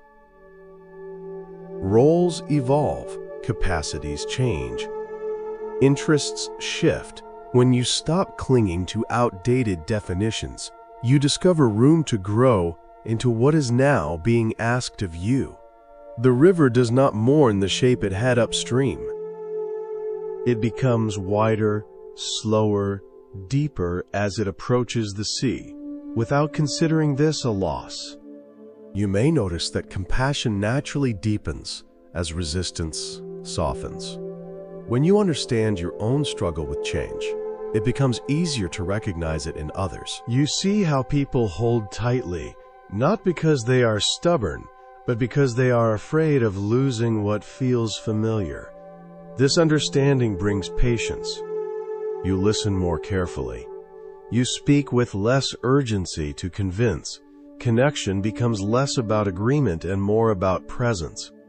Even conflict begins to shift its tone. Rather than escalating into rigid positions, disagreements can become places of inquiry. You grow curious about what is moving beneath the surface. Like water encountering rocks, you explore different angles instead of insisting on one path. The solutions emerge that were invisible when force was the primary strategy. This does not mean pain disappears. Loss still hurts. Endings still ache. There are moments when grief arrives uninvited and heavy. Flow does not bypass these experiences. It carries you through them. Like a river swollen with rain, emotion may rise and overflow its banks for a time. Yet even then, movement continues. Nothing remains frozen forever. There is wisdom in allowing sorrow its season without trying to resolve it prematurely. When you stop demanding that pain justify itself or disappear on schedule, it often transforms more gently. What remains afterward is not emptiness, but a quieter strength, a deeper capacity to hold complexity without collapsing into it.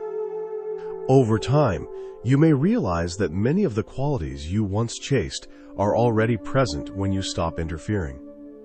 Peace arises when control relaxes. Confidence grows when you trust your responsiveness rather than your predictions. Meaning reveals itself not through constant striving, but through attentive participation in what is unfolding. This participation feels less like standing apart from life and more like moving within it. Decisions become conversations rather than commands. You listen to circumstances, to your body, to subtle inner signals. You respond, adjust, and respond again. Nothing is final. Nothing is wasted. Even mistakes become information, shaping the next movement. In moments of stillness, you may sense the deeper current beneath all these changes. The same awareness that has been present through every phase of your life continues quietly. Untouched by success or failure, thoughts pass. Roles dissolve. Experiences come and go. Yet this knowing presence remains, steady and spacious, capable of holding everything without strain. Resting here, even briefly, brings perspective. You see that while forms change endlessly, something essential does not. This realization does not detach you from life.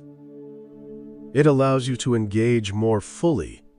Because there is less fear of being undone by change, you participate without clinging, care without grasping, act without needing to dominate outcomes.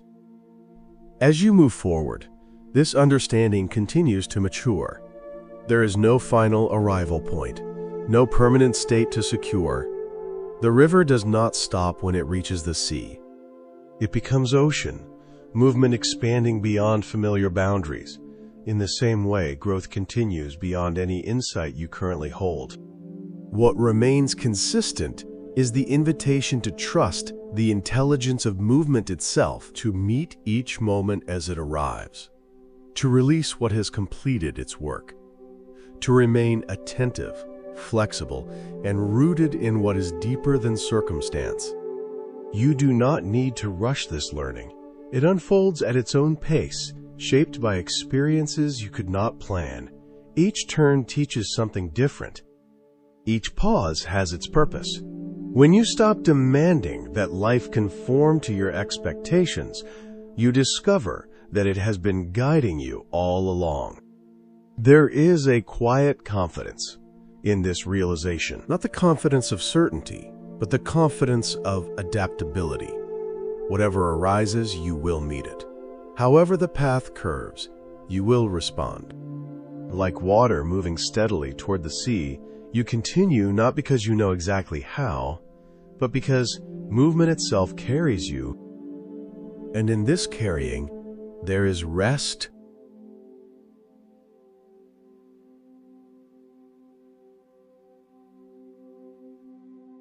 You have already learned how to loosen your grip on what never truly belonged to you, how to stop hauling invisible burdens across your inner landscape, how to meet the past without wrestling it, and the future without tightening in anticipation. Yet beneath all of this careful unlearning, another invitation waits quietly. It is the call to release not just particular attachments, but the deeper habit of managing your existence, as if everything depends on your constant supervision. This is a different kind of letting go, one that does not target objects, memories, or emotions, but the one who believes it must orchestrate the entire process of living. Earlier teachings asked you to put down specific weights: the weight of other people's expectations, the weight of regret and projection. This invitation reaches further. It asks, what happens when the effort to release itself is allowed to dissolve? In a remote mountain village, there once lived an elderly woman known for her extraordinary weaving. For decades, she had memorized ancestral patterns with flawless precision. Her tapestries were admired for their balance, their symmetry, their disciplined beauty. But as years passed, her eyesight faded until she could no longer see the threads clearly. Rather than abandoning her craft, she began to weave in darkness. Her fingers moved without visual guidance, responding to texture, tension, and rhythm. What emerged was unlike anything she had made before. These new tapestries carried a vitality that could not be traced to technique alone. When visitors asked how such beauty was possible without sight, she answered simply that for many years she tried to make perfect patterns, and now the patterns were moving through her without effort. This quiet story points toward the heart of surrender. After learning how to live skillfully, there comes a moment when life asks to be lived from a deeper source. It is the difference between carefully swimming with practiced strokes and floating in a way that allows the water to support you entirely. This level of release is often misunderstood as passivity or collapse. In truth, it is intensely alive. When the weaver stopped controlling every movement, her hands became more sensitive, not less. They responded to what the fabric needed, rather than imposing an idea upon it. When you relinquish the exhausting task of micromanaging your inner and outer world, a new quality of energy becomes available. Engagement becomes intuitive instead of strained. Choices arise from alignment rather than anxiety. Buddhist teachings describe this shift as moving from relying solely on personal effort to opening toward a wider intelligence. Action still happens. Responsibility remains intact, but effort begins to feel like something emerging rather than something forced. It is similar to the difference between reading music note by note and improvising from years of embodied understanding. The musician still knows harmony and structure, but the notes arrive spontaneously, shaped by the moment rather than by calculation. Living this way does not erase values or wisdom. Compassion continues to guide behavior. Discernment remains present, yet expression becomes fluid. Words arise without rehearsal. Responses appear that fit the moment without strain. Solutions surface before the mind has assembled them deliberately. A renowned chef once described his own transformation in similar terms. In his early years, he followed recipes with rigid devotion, measuring precisely, controlling every variable. Mastery arrived not when his control intensified, but when he learned to taste continuously, to feel what the dish required as it unfolded. His cooking changed when he trusted the process enough to let the ingredients speak. The artistry emerged through intelligent surrender, not domination. This kind of surrender is not available without preparation. You cannot release control safely without having first developed discernment. You cannot trust deeper guidance without learning to distinguish it from fear-driven impulses. Skill must be cultivated before it can be released. Yet once this foundation is in place, clinging to even refined control becomes another source of tension. It resembles gripping bicycle handlebars so tightly that balance becomes impossible. At a certain point, stability requires relaxation. Many meditators encounter this shift. In the beginning, attention is guided deliberately. Breath is followed carefully. Awareness is maintained through effort. Over time, something changes. Attention steadies on its own. Breathing finds its own rhythm. Awareness no longer feels manufactured. The practitioner realizes that meditation is happening within them, rather than being performed by them. This transition extends into daily life. Relationships soften when you stop managing how you are perceived and respond instead to what is present. Work becomes more meaningful when attention is given to what is genuinely needed rather than to image or outcome. Ordinary activities begin to carry a quiet completeness when approached, without internal commentary or pressure to optimize. Surrender is not always comfortable. Sometimes, it requires releasing identities that once provided safety. A leader may need to let go of always having answers. A caregiver may need to loosen the belief that they must be indispensable. A spiritual seeker may need to relinquish the idea of progressing toward a future state. These releases can feel like small deaths because they unsettle the structures that once defined purpose. Yet what emerges is often more spacious and more real. A master gardener once devoted her life to formal landscapes, shaped by strict design. When illness made precision impossible, sections of her garden were left unattended. What initially felt like loss revealed unexpected life. Native plants returned. Birds and insects gathered. Beauty emerged that could not have been planned. She later reflected that surrender did not destroy beauty, but allowed a deeper intelligence of beauty to express itself. This paradox lies at the center of surrender. Letting go of control often invites outcomes richer than anything personal effort could design. This happens because surrender opens awareness to possibilities beyond limited perspective. Zen teachings speak of great doubt leading to awakening. This doubt is not cynicism, but a questioning of the assumption that you must control life for it to unfold wisely. When you question this belief, space opens. You begin to notice how much unfolds without intervention. Wounds heal. Systems balance. Growth happens quietly. The same intelligence, operating through these processes, is moving through your life. Surrender becomes cooperation with this movement rather than resistance to it.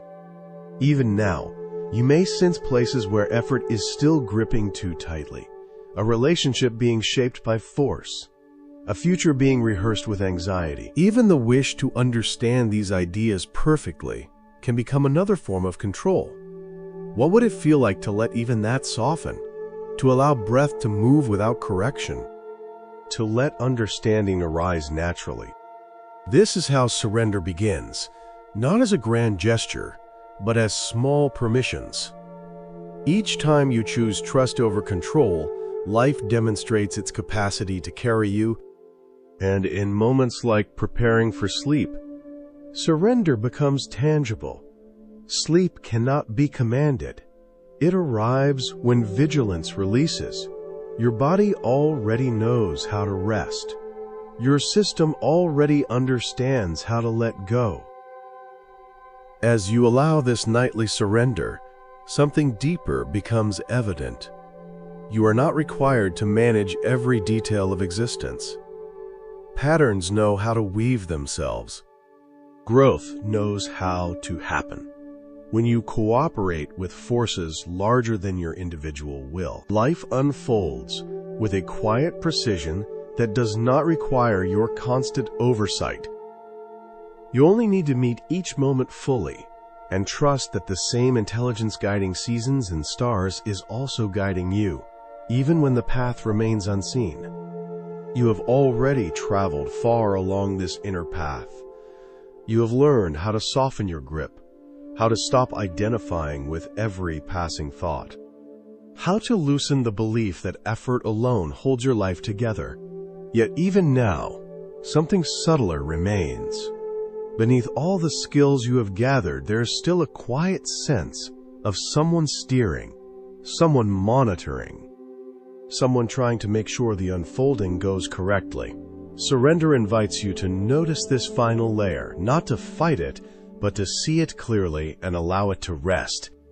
This is where surrender becomes less about technique and more about trust. Not trust in ideas or teachings, but trust in the living process that has been carrying you all along. Long before you learned how to reflect, plan, or control, your body knew how to breathe. Your heart knew how to beat. Growth happened without consultation. Even now, most of what sustains you operates far beyond conscious effort. Surrender is the willingness to stop interrupting that deeper intelligence.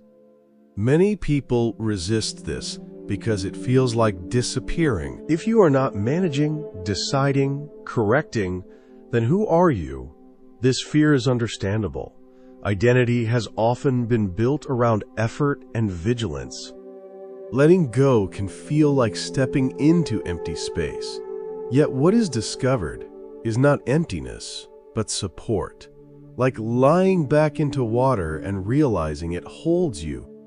The surrender reveals that life has been supporting you, even while you were trying to hold it up. There is a stage on many spiritual paths where effort becomes refined rather than abandoned. Practice continues, but it is lighter. Attention is present without strain. Discipline exists without harshness. Then, eventually, even this refinement loosens. What remains is not laziness, but a natural responsiveness. Action still occurs, sometimes decisively, sometimes gently, but it arises without inner resistance. This is why surrender is not opposed to responsibility. In fact, it often sharpens it. When you are no longer distracted by internal struggle, you can respond more accurately. When you are not consumed by self-monitoring, you notice what is actually needed. Decisions become simpler because they are not filtered through fear of failure or attachment to identity. Consider how children play when they are fully absorbed. They are not thinking about playing correctly. They are not evaluating themselves. Their attention moves effortlessly from one moment to the next. There is structure, but it is fluid. Surrender invites a similar quality into adult life. Not by returning to immaturity, but by releasing unnecessary self-consciousness. This shift often reveals how much tension has been carried unnecessarily. Muscles soften. Breath deepens. The nervous system begins to trust again. You may notice that situations which once triggered anxiety now evoke curiosity instead. Not because you have become indifferent, but because you are no longer bracing against imagined outcomes. Surrender also transforms how you relate to uncertainty. Instead of seeing the unknown as a threat, it becomes a space of potential. You begin to sense that not knowing is not a failure of preparation, but a natural condition of living. The future has always been uncertain. The difference is whether you meet that uncertainty with tension or openness. There is a quiet confidence that grows from this openness. Not the confidence of someone who believes they can control events, but the confidence of someone who trusts their capacity to meet whatever arises. This kind of trust is grounded, not naive. It does not deny difficulty or pain. It simply recognizes that you are not required to solve life in advance. In moments of challenge, surrender does not mean doing nothing. It means listening more deeply before acting. It means allowing clarity to emerge rather than forcing conclusions. Often, the most effective response appears when the mind stops insisting on immediate answers. This is why surrender is inseparable from presence. You cannot surrender to life while living in projections. Surrender happens now, in the body, in breath, in the simple willingness to be with what is here. From this presence, action flows naturally. Over time, you may notice that effort becomes selective. You no longer push everywhere. Energy is conserved. You act where action is needed and rest where rest is appropriate. This discernment arises organically when you are no longer driven by fear of losing control. Surrender also changes how you experience success and failure. Achievements are appreciated without being clung to. Setbacks are met without collapse. Both are seen as movements within a larger process, rather than final judgments about your worth or direction. This perspective allows compassion to deepen, not only for yourself, but for others. You recognize that everyone is navigating forces larger than themselves. Often with limited clarity, judgment softens, patience grows, connection becomes less conditional. There may still be moments when the old impulse to control resurfaces. This is natural. Surrender is not a permanent state to be maintained, but an orientation to return to. Each time you notice gripping, you have the opportunity to soften again. No self-criticism is needed. Awareness itself begins the release. As this becomes familiar, you may discover that life feels less like a problem to solve and more like a conversation to participate in. You listen, you respond, you adjust. There is rhythm rather than rigidity, flow rather than force. Even spiritual understanding shifts here. Instead of accumulating insights, you begin to embody them. Wisdom is no longer something you think about, but something that moves through how you stand, speak, and act. Simplicity becomes attractive. Complexity loses its grip. This is why many traditions speak of surrender as both the culmination and the beginning. It is not the end of learning, but the end of learning, driven by anxiety. What remains is a quiet attentiveness, a readiness to meet life as it presents itself. In this space, you may sense a subtle gratitude, not directed at anything specific, but arising naturally. Gratitude for being carried. Gratitude for not having to manage everything. Gratitude for belonging to a process that does not depend on your constant effort. This gratitude does not need to be expressed or named. It is felt as ease, as relief, as a gentle confidence that you are allowed to rest within the movement of life. And from this resting, living continues. Choices are made. Relationships unfold. Work is done. But something fundamental has shifted. You are no longer trying to hold the river in place. You are learning how to float, steer when needed, and trust the current to carry you where you need to go. There comes a point where even the idea of surrender begins to dissolve. What once felt like a deliberate choice softens into a natural state. You are no longer reminding yourself to let go. Letting go is simply what happens when resistance is seen clearly. Life continues to move. Sensations arise and fade. Thoughts appear and pass. Yet there is less urgency around managing any of it. In this space, awareness feels wider. Experiences no longer cluster tightly around a central me. Joy happens without the need to claim it. Difficulty arises without the immediate urge to personalize it. There is still care, still sensitivity, but less ownership. Events are met more like weather than verdicts. This shift does not remove complexity from life. Responsibilities remain. Relationships still require attention. The body still feels fatigue and pleasure. What changes is the inner posture. Instead of standing against experience, you begin to stand within it. There is cooperation rather than confrontation. You may notice that silence becomes more meaningful. Not silence as the absence of sound, but silence as the background in which all sound appears. Pauses between thoughts grow longer. Reactions slow down. In these gaps, there is a sense of space that does not need to be filled. From this silence, intuition becomes clearer. Decisions arise less from analysis and more from resonance. You feel when something aligns and when it does not. This does not mean certainty replaces doubt entirely, but doubt loses its sharp edge. It becomes one signal among many rather than a command. This way of living brings a gentler relationship with time. The constant pressure to optimize, to hurry, to arrive somewhere else begins to loosen. You still plan, you still honor commitments, but the feeling of being chased by the future fades.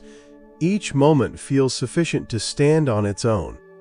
Memory also shifts. The past is remembered without being constantly revisited. Regrets are seen as lessons rather than wounds to reopen. Gratitude arises not because everything turned out well, but because each experience contributed to clarity. As surrender deepens, you may notice an increased tolerance for discomfort. Not because discomfort disappears, but because it is no longer layered with resistance. Pain is felt as sensation. Emotional difficulty is felt as movement. Neither is immediately turned into a story about failure or loss. This simplicity can feel unfamiliar at first. The mind, used to constant engagement, may look for problems to solve. It may interpret calm as stagnation. Over time, however, you begin to trust this quiet. You see that aliveness does not require drama. Connection with others also changes. Listening becomes more spacious. You are less inclined to interrupt with your own experience.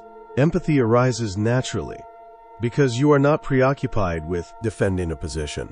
Conversations feel less like exchanges of identity and more like shared presence. Boundaries become clearer too.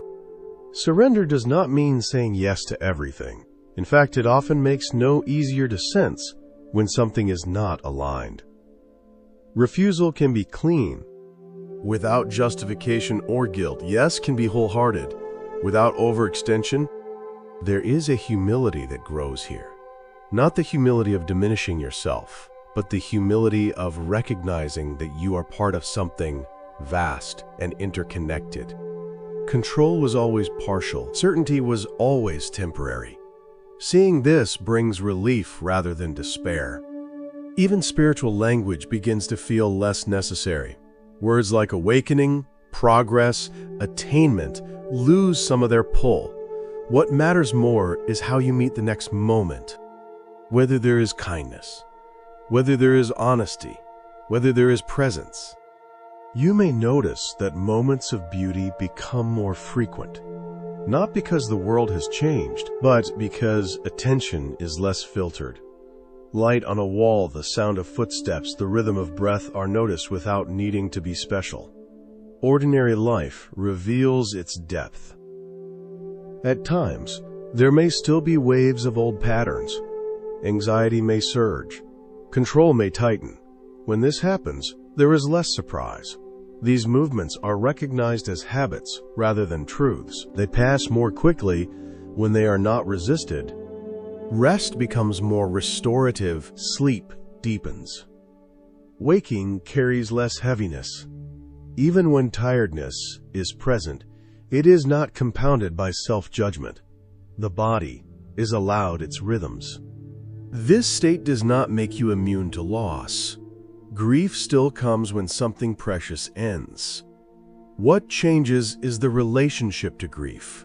It is allowed to move fully. without being frozen or suppressed. Tears flow and then subside. Love is felt even in absence. Over time, you may sense that meaning is no longer something you search for. It is inherent in participation. Simply being here, responding sincerely, is enough.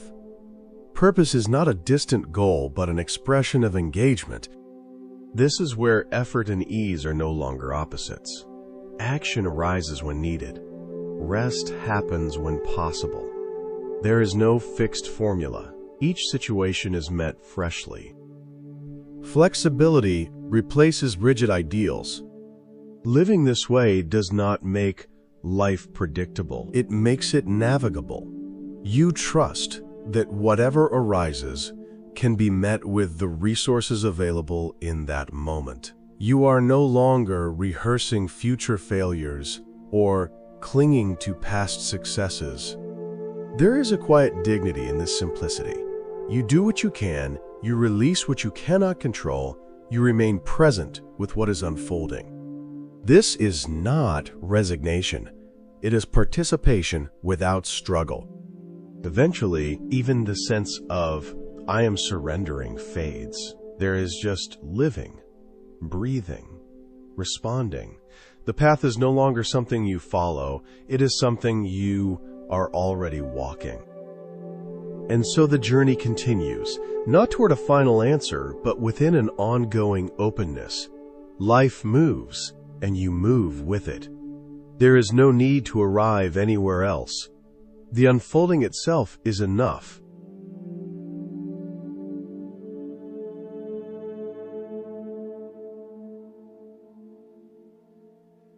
You have come to recognize the difference between what truly belongs to you and what never did. The mental weights that once crowded your awareness have gradually been laid down, not through force, but through understanding. The urge to make life conform to your expectations has softened, opening into a quieter trust. Even memories that once echoed with heaviness now speak with the calm voice of experience rather than regret. Beneath layers of noise and effort, a natural stillness has re-emerged. Emotions still arise, but they no longer scorch the inner landscape. They move like warmth through the chest, carrying information instead of destruction. The heart is no longer barricaded. It has learned discernment. It opens when openness is needed and closes when protection is wise. Life's movement no longer feels like something to resist or conquer, but like a current you can sense and respond to. You have also brushed against a deeper realization, the sense that life can move through you without constant supervision. Yet the quiet truth waiting beneath all of this is subtle and profound. None of these realizations are meant to be seized, polished, or turned into proof of inner progress. They are not trophies to collect or standards to maintain. They are more like seeds resting in receptive ground. When conditions align, they sprout on their own. They do not respond to pressure or impatience. Long ago, there was a story of a devoted student who came to her teacher after years of disciplined practice. She arrived carrying a heavy bag filled with texts, cushions, beads, and tools gathered along her path. She spoke with sincerity, explaining how much she had studied, how many methods she had mastered, how deeply she had practiced. Still, she felt an absence she could not name. The teacher looked at the weight she carried and smiled, not with judgment, but with quiet understanding. She invited the student to follow her into a plain room containing nothing but a single cushion. The instruction was simple: sit. The student hesitated, asking which technique she should apply, which teaching she should reflect on. The answer remained unchanged: sit. When she asked what she should do, the teacher replied gently that nothing needed to be done. There was only being what was already present. In that moment, the student saw that everything she had learned was not a mistake, nor was it the destination. It had prepared her for this recognition. Beneath every practice, beyond every insight, There was a completeness that required no improvement. The tools had served their purpose. Now they could be set down. This is the point your own journey touches now. All that has unfolded through these hours has been leading quietly here. There is no need to become someone else in order to rest. There is no requirement to refine yourself into perfection or remove every challenge from your life. These teachings are not meant to become additional weight. Instead, they can settle naturally, the way rain sinks into dry ground. Some understandings will surface quickly in daily life. Others will remain unseen until a moment calls them forward. Some may never return to conscious memory, yet still influence how you choose, how you pause, how you respond. This integration does not happen through effort, it happens through easing. When wisdom stops being something you hold and starts being something you live, it changes form. It becomes movement, tone, timing. Consider how a tree receives light. It does not strain or calculate. Absorption happens through processes too fundamental to manage consciously.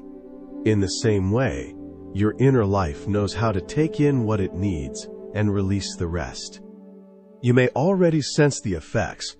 Breathing has likely slowed without instruction. The body responds when burdens fall away. Each moment of recognition, each subtle release, creates more room for ease to appear. Notice how your body feels now compared to earlier. There may be softness where there was tension, space where there was tightness, a quiet relief moving through places that were once guarded. These shifts mirror something deeper. Where there was resistance, allowance has grown. Where there was grasping, there is space. Nothing dramatic was required. No heroic discipline. Only the willingness to stop carrying what was never necessary.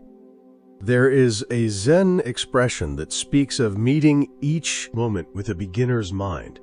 As understanding deepens, it becomes more important not to cling to what you know. These reflections are most alive when they shape your natural responsiveness rather than your thoughts about spirituality. You do not need to remember everything you have heard. You do not need to structure your life around these ideas. Growth unfolds much like learning to walk once did. You moved forward, fell, stood again. No theories were required. Gradually, coordination emerged. Spiritual maturity often develops in the same quiet way. More about recovering balance than achieving ideals. When tomorrow arrives, life will look familiar. The same responsibilities, the same relationships, the same uncertainties. Yet, something subtle will have shifted. You may find yourself pausing instead of reacting, breathing where you once tensed, choosing differently without knowing why. These changes may pass unnoticed, and that is their strength. You might release a thought without recalling where you learned to do so. You may listen with care while maintaining your own center. You may meet change with curiosity rather than resistance. When wisdom integrates fully, it becomes invisible as knowledge and visible as presence. As you move closer to sleep now, you can practice this final letting go. Release the need to remember. Release the impulse to improve yourself because of what you have heard. Rest in the simple recognition that nothing essential is missing.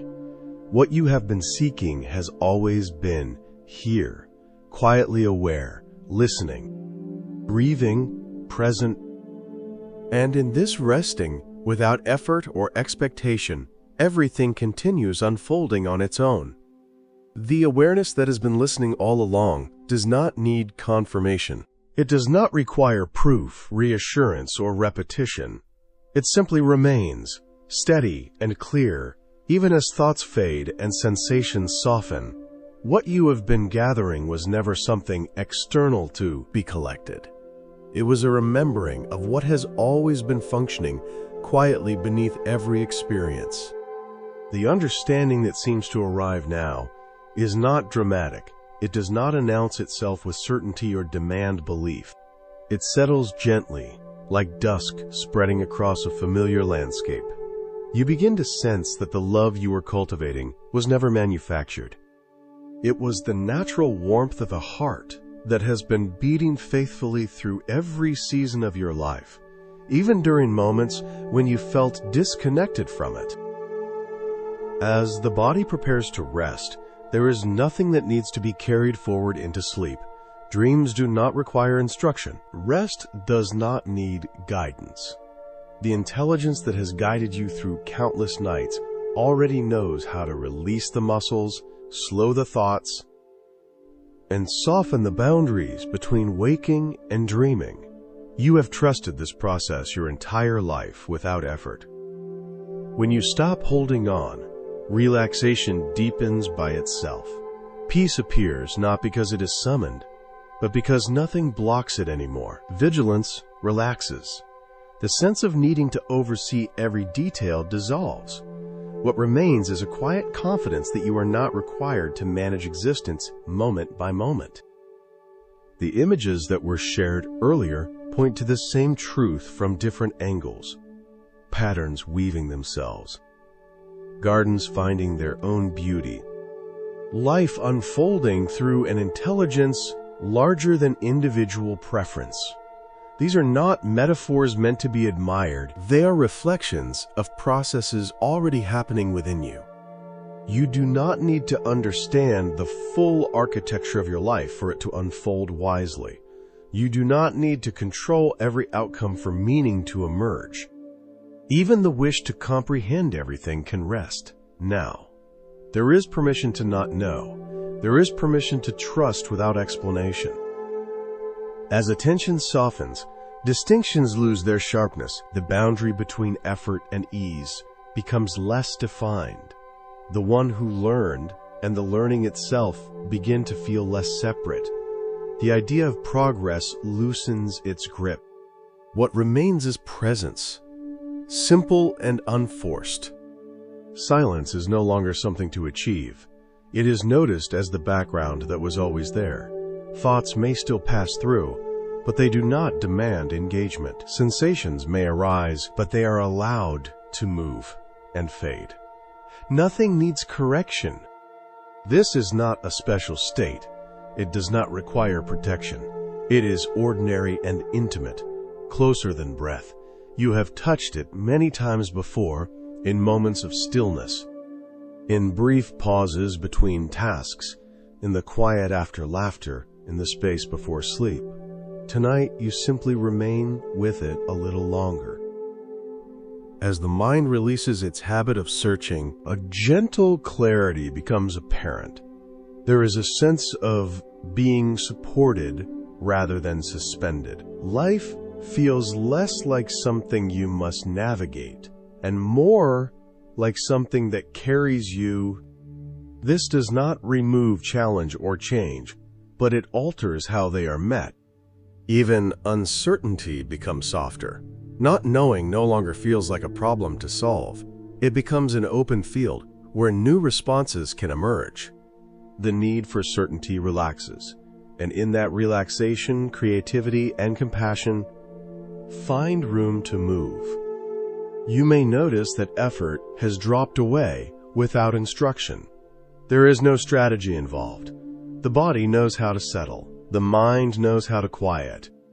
Awareness remains, without needing to focus on anything in particular. In this space, there is nothing to improve, nothing to add, nothing to remove. The idea of being unfinished loosens. The sense of arriving somewhere dissolves. There is only this moment, complete in itself. Rest does not come as an achievement. It arrives as a natural consequence of letting go. Sleep approaches the same way it always has, quietly and reliably, when there is no interference. You do not need to follow these words any further. They do not point to something ahead. They dissolve into the same silence they arise from. Understanding continues without commentary. What remains is simple awareness, open and at ease. It does not belong to you, and yet it is intimately familiar. It has been present through every thought, every emotion, every change. It will remain through rest and waking, through dreams and silence. Nothing more is required. Nothing has been missing. There is nowhere else to go. And in this recognition, without effort or expectation, the natural rhythm of rest continues, carrying you gently into stillness. There is a quiet continuity that does not break when words fall away. It moves beneath language, beneath intention, beneath even the sense of resting. You do not need to follow it. You are already within it. Awareness does not step forward or backward. It simply recognizes itself as everything softens. As sleep approaches, there is no threshold you must cross consciously. The transition happens the way evening turns into night, without announcement, without effort. One moment blends into the next. The body releases its final layers of holding, not because it is instructed to, but because it is no longer being interrupted. Thoughts may still appear like distant echoes, fragments of memory, unfinished sentences. They drift through without needing resolution. None of them require attention. None of them are obstacles. They pass the way clouds move across a wide sky, never altering the space that holds them. The sense of being someone who needs to arrive somewhere fades. There is no destination ahead, no future version of yourself that must be reached before peace is allowed. What you are resting in now has never been absent, even during the times you believed you were far from it. You may notice that effort has completely dissolved. There is no longer a sense of practicing, listening, or applying anything. Even the idea of surrender relaxes.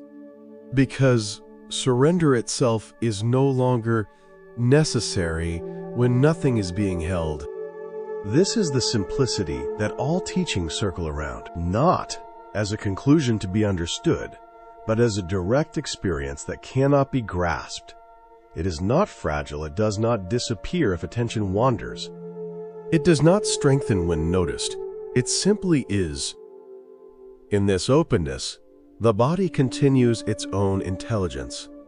Breath moves without instruction. Muscles soften in waves. The nervous system completes patterns of release. It has been waiting to finish. Healing processes unfold quietly beneath awareness, without needing permission. You are not doing this. It is happening because it always has.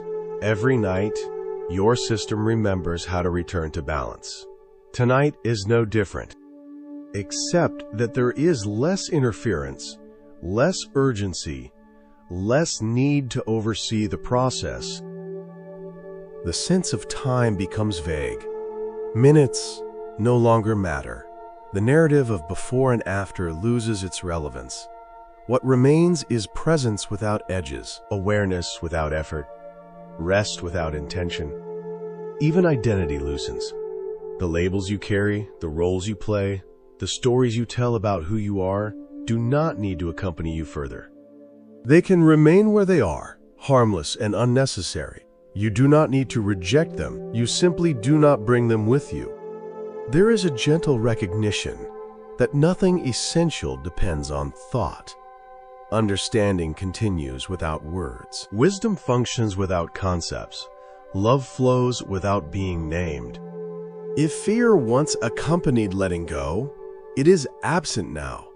There is no sense of falling. Instead, there is the feeling of being held by something vast and intimate at the same time. Not an external force, but the same awareness that has always been present beneath every experience. You may sense that this rest is not separate from waking life. It is the same ground that supports you during activity, speech, and decision. Sleep is simply a deeper expression of a trust you have already been practicing in small ways throughout your life. There is nothing to remember from this moment, nothing to take back into tomorrow as a lesson. Whatever is needed will remain. Whatever is not will dissolve on its own. You do not have to manage this process. The mind no longer needs to listen. The body no longer needs to adjust. Awareness remains, open and untroubled, whether or not anything is happening within it. This is not an ending. It is not a peak. It is not a special achievement.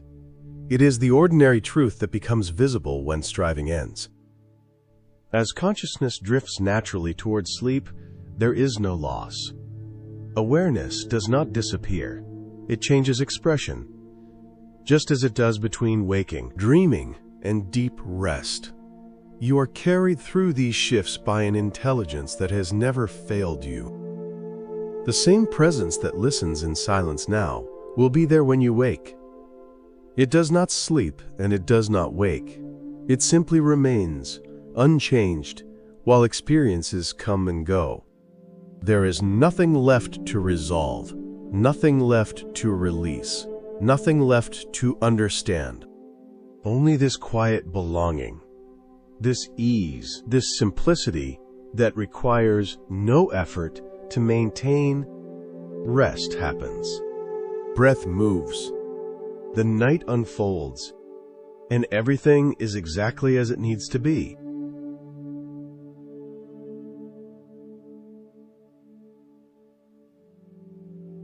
Your only invitation now is to allow the body to remember what it has always known, how to release itself fully into deep, unquestioned rest. There is nothing new to learn here, nothing to improve, nothing to understand more clearly. This remembering happens beneath thought, beneath effort, beneath intention. Begin by sensing the simple fact of your body being here. Feel its weight exactly as it is. Notice how the surface beneath you rises effortlessly to meet every curve, every contour, every place that once tried to hold itself up. You are being supported without needing to ask. Gravity is doing its quiet work. You do not have to participate. This body has carried you through every season of your life, through confusion and clarity, through joy and grief, through moments of certainty and long stretches of not knowing. It has adapted again and again without being praised for it. Now it is time to offer it a single gift, permission to stop. Let your attention drift gently to the crown of your head. There is no need to focus, just notice. Any remaining tightness in the scalp begins to soften, melting downward like warmth, spreading slowly. The muscles of the forehead relax. The space behind the eyes opens. Nothing needs to be held together anymore. The area between the eyebrows smooths and widens. The eyes rest deeply behind closed lids floating in darkness. They no longer scan, judge, interpret, or anticipate.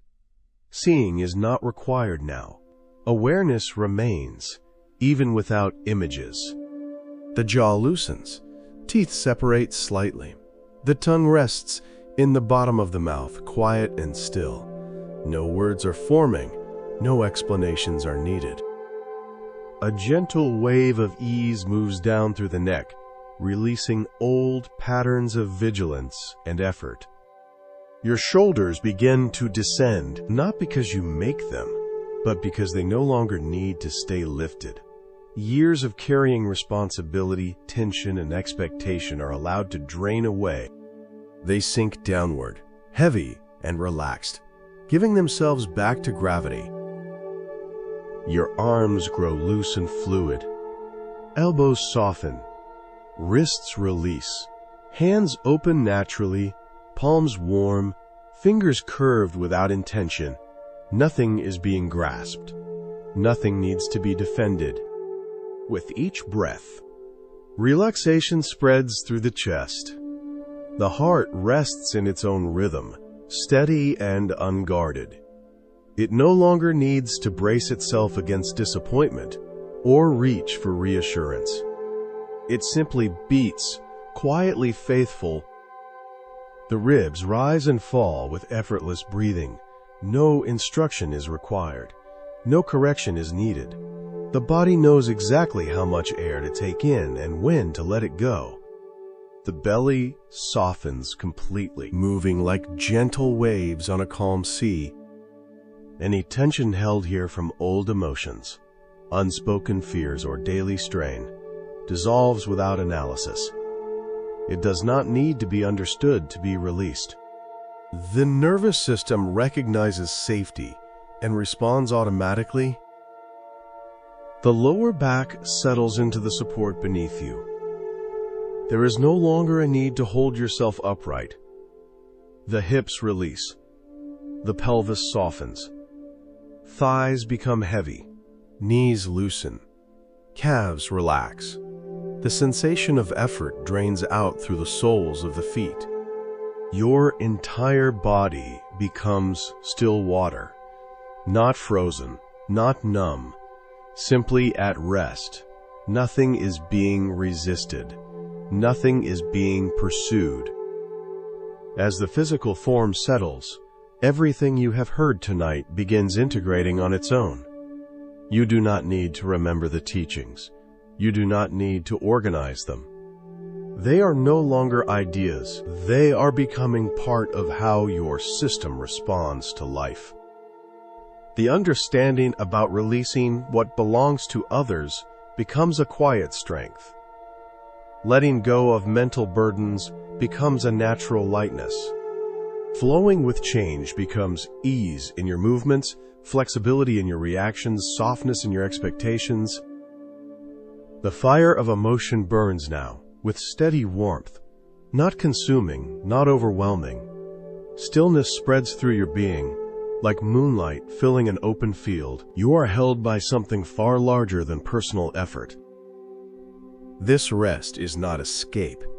It is return. A return to the source where healing happens without management, where insight settles without struggle, where wisdom does not need to speak to be present.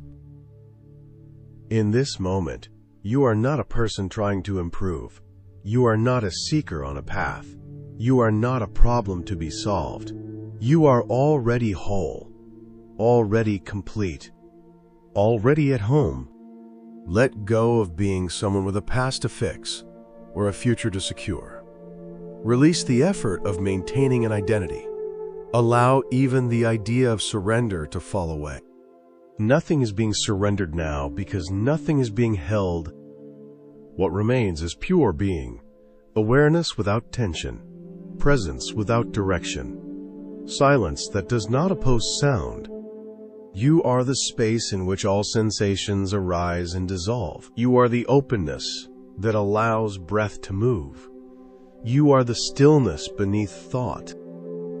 If sleep arrives, let it come. If it does not, let that be fine too. There is no requirement. Rest is already happening. Breath breathes itself. Heart beats itself. Healing unfolds by itself. There is nothing to do, nothing to become, nothing to achieve. Only this quiet belonging. Only this ease. Only this simple, wordless home. And as the night carries you forward, everything is exactly as it should be.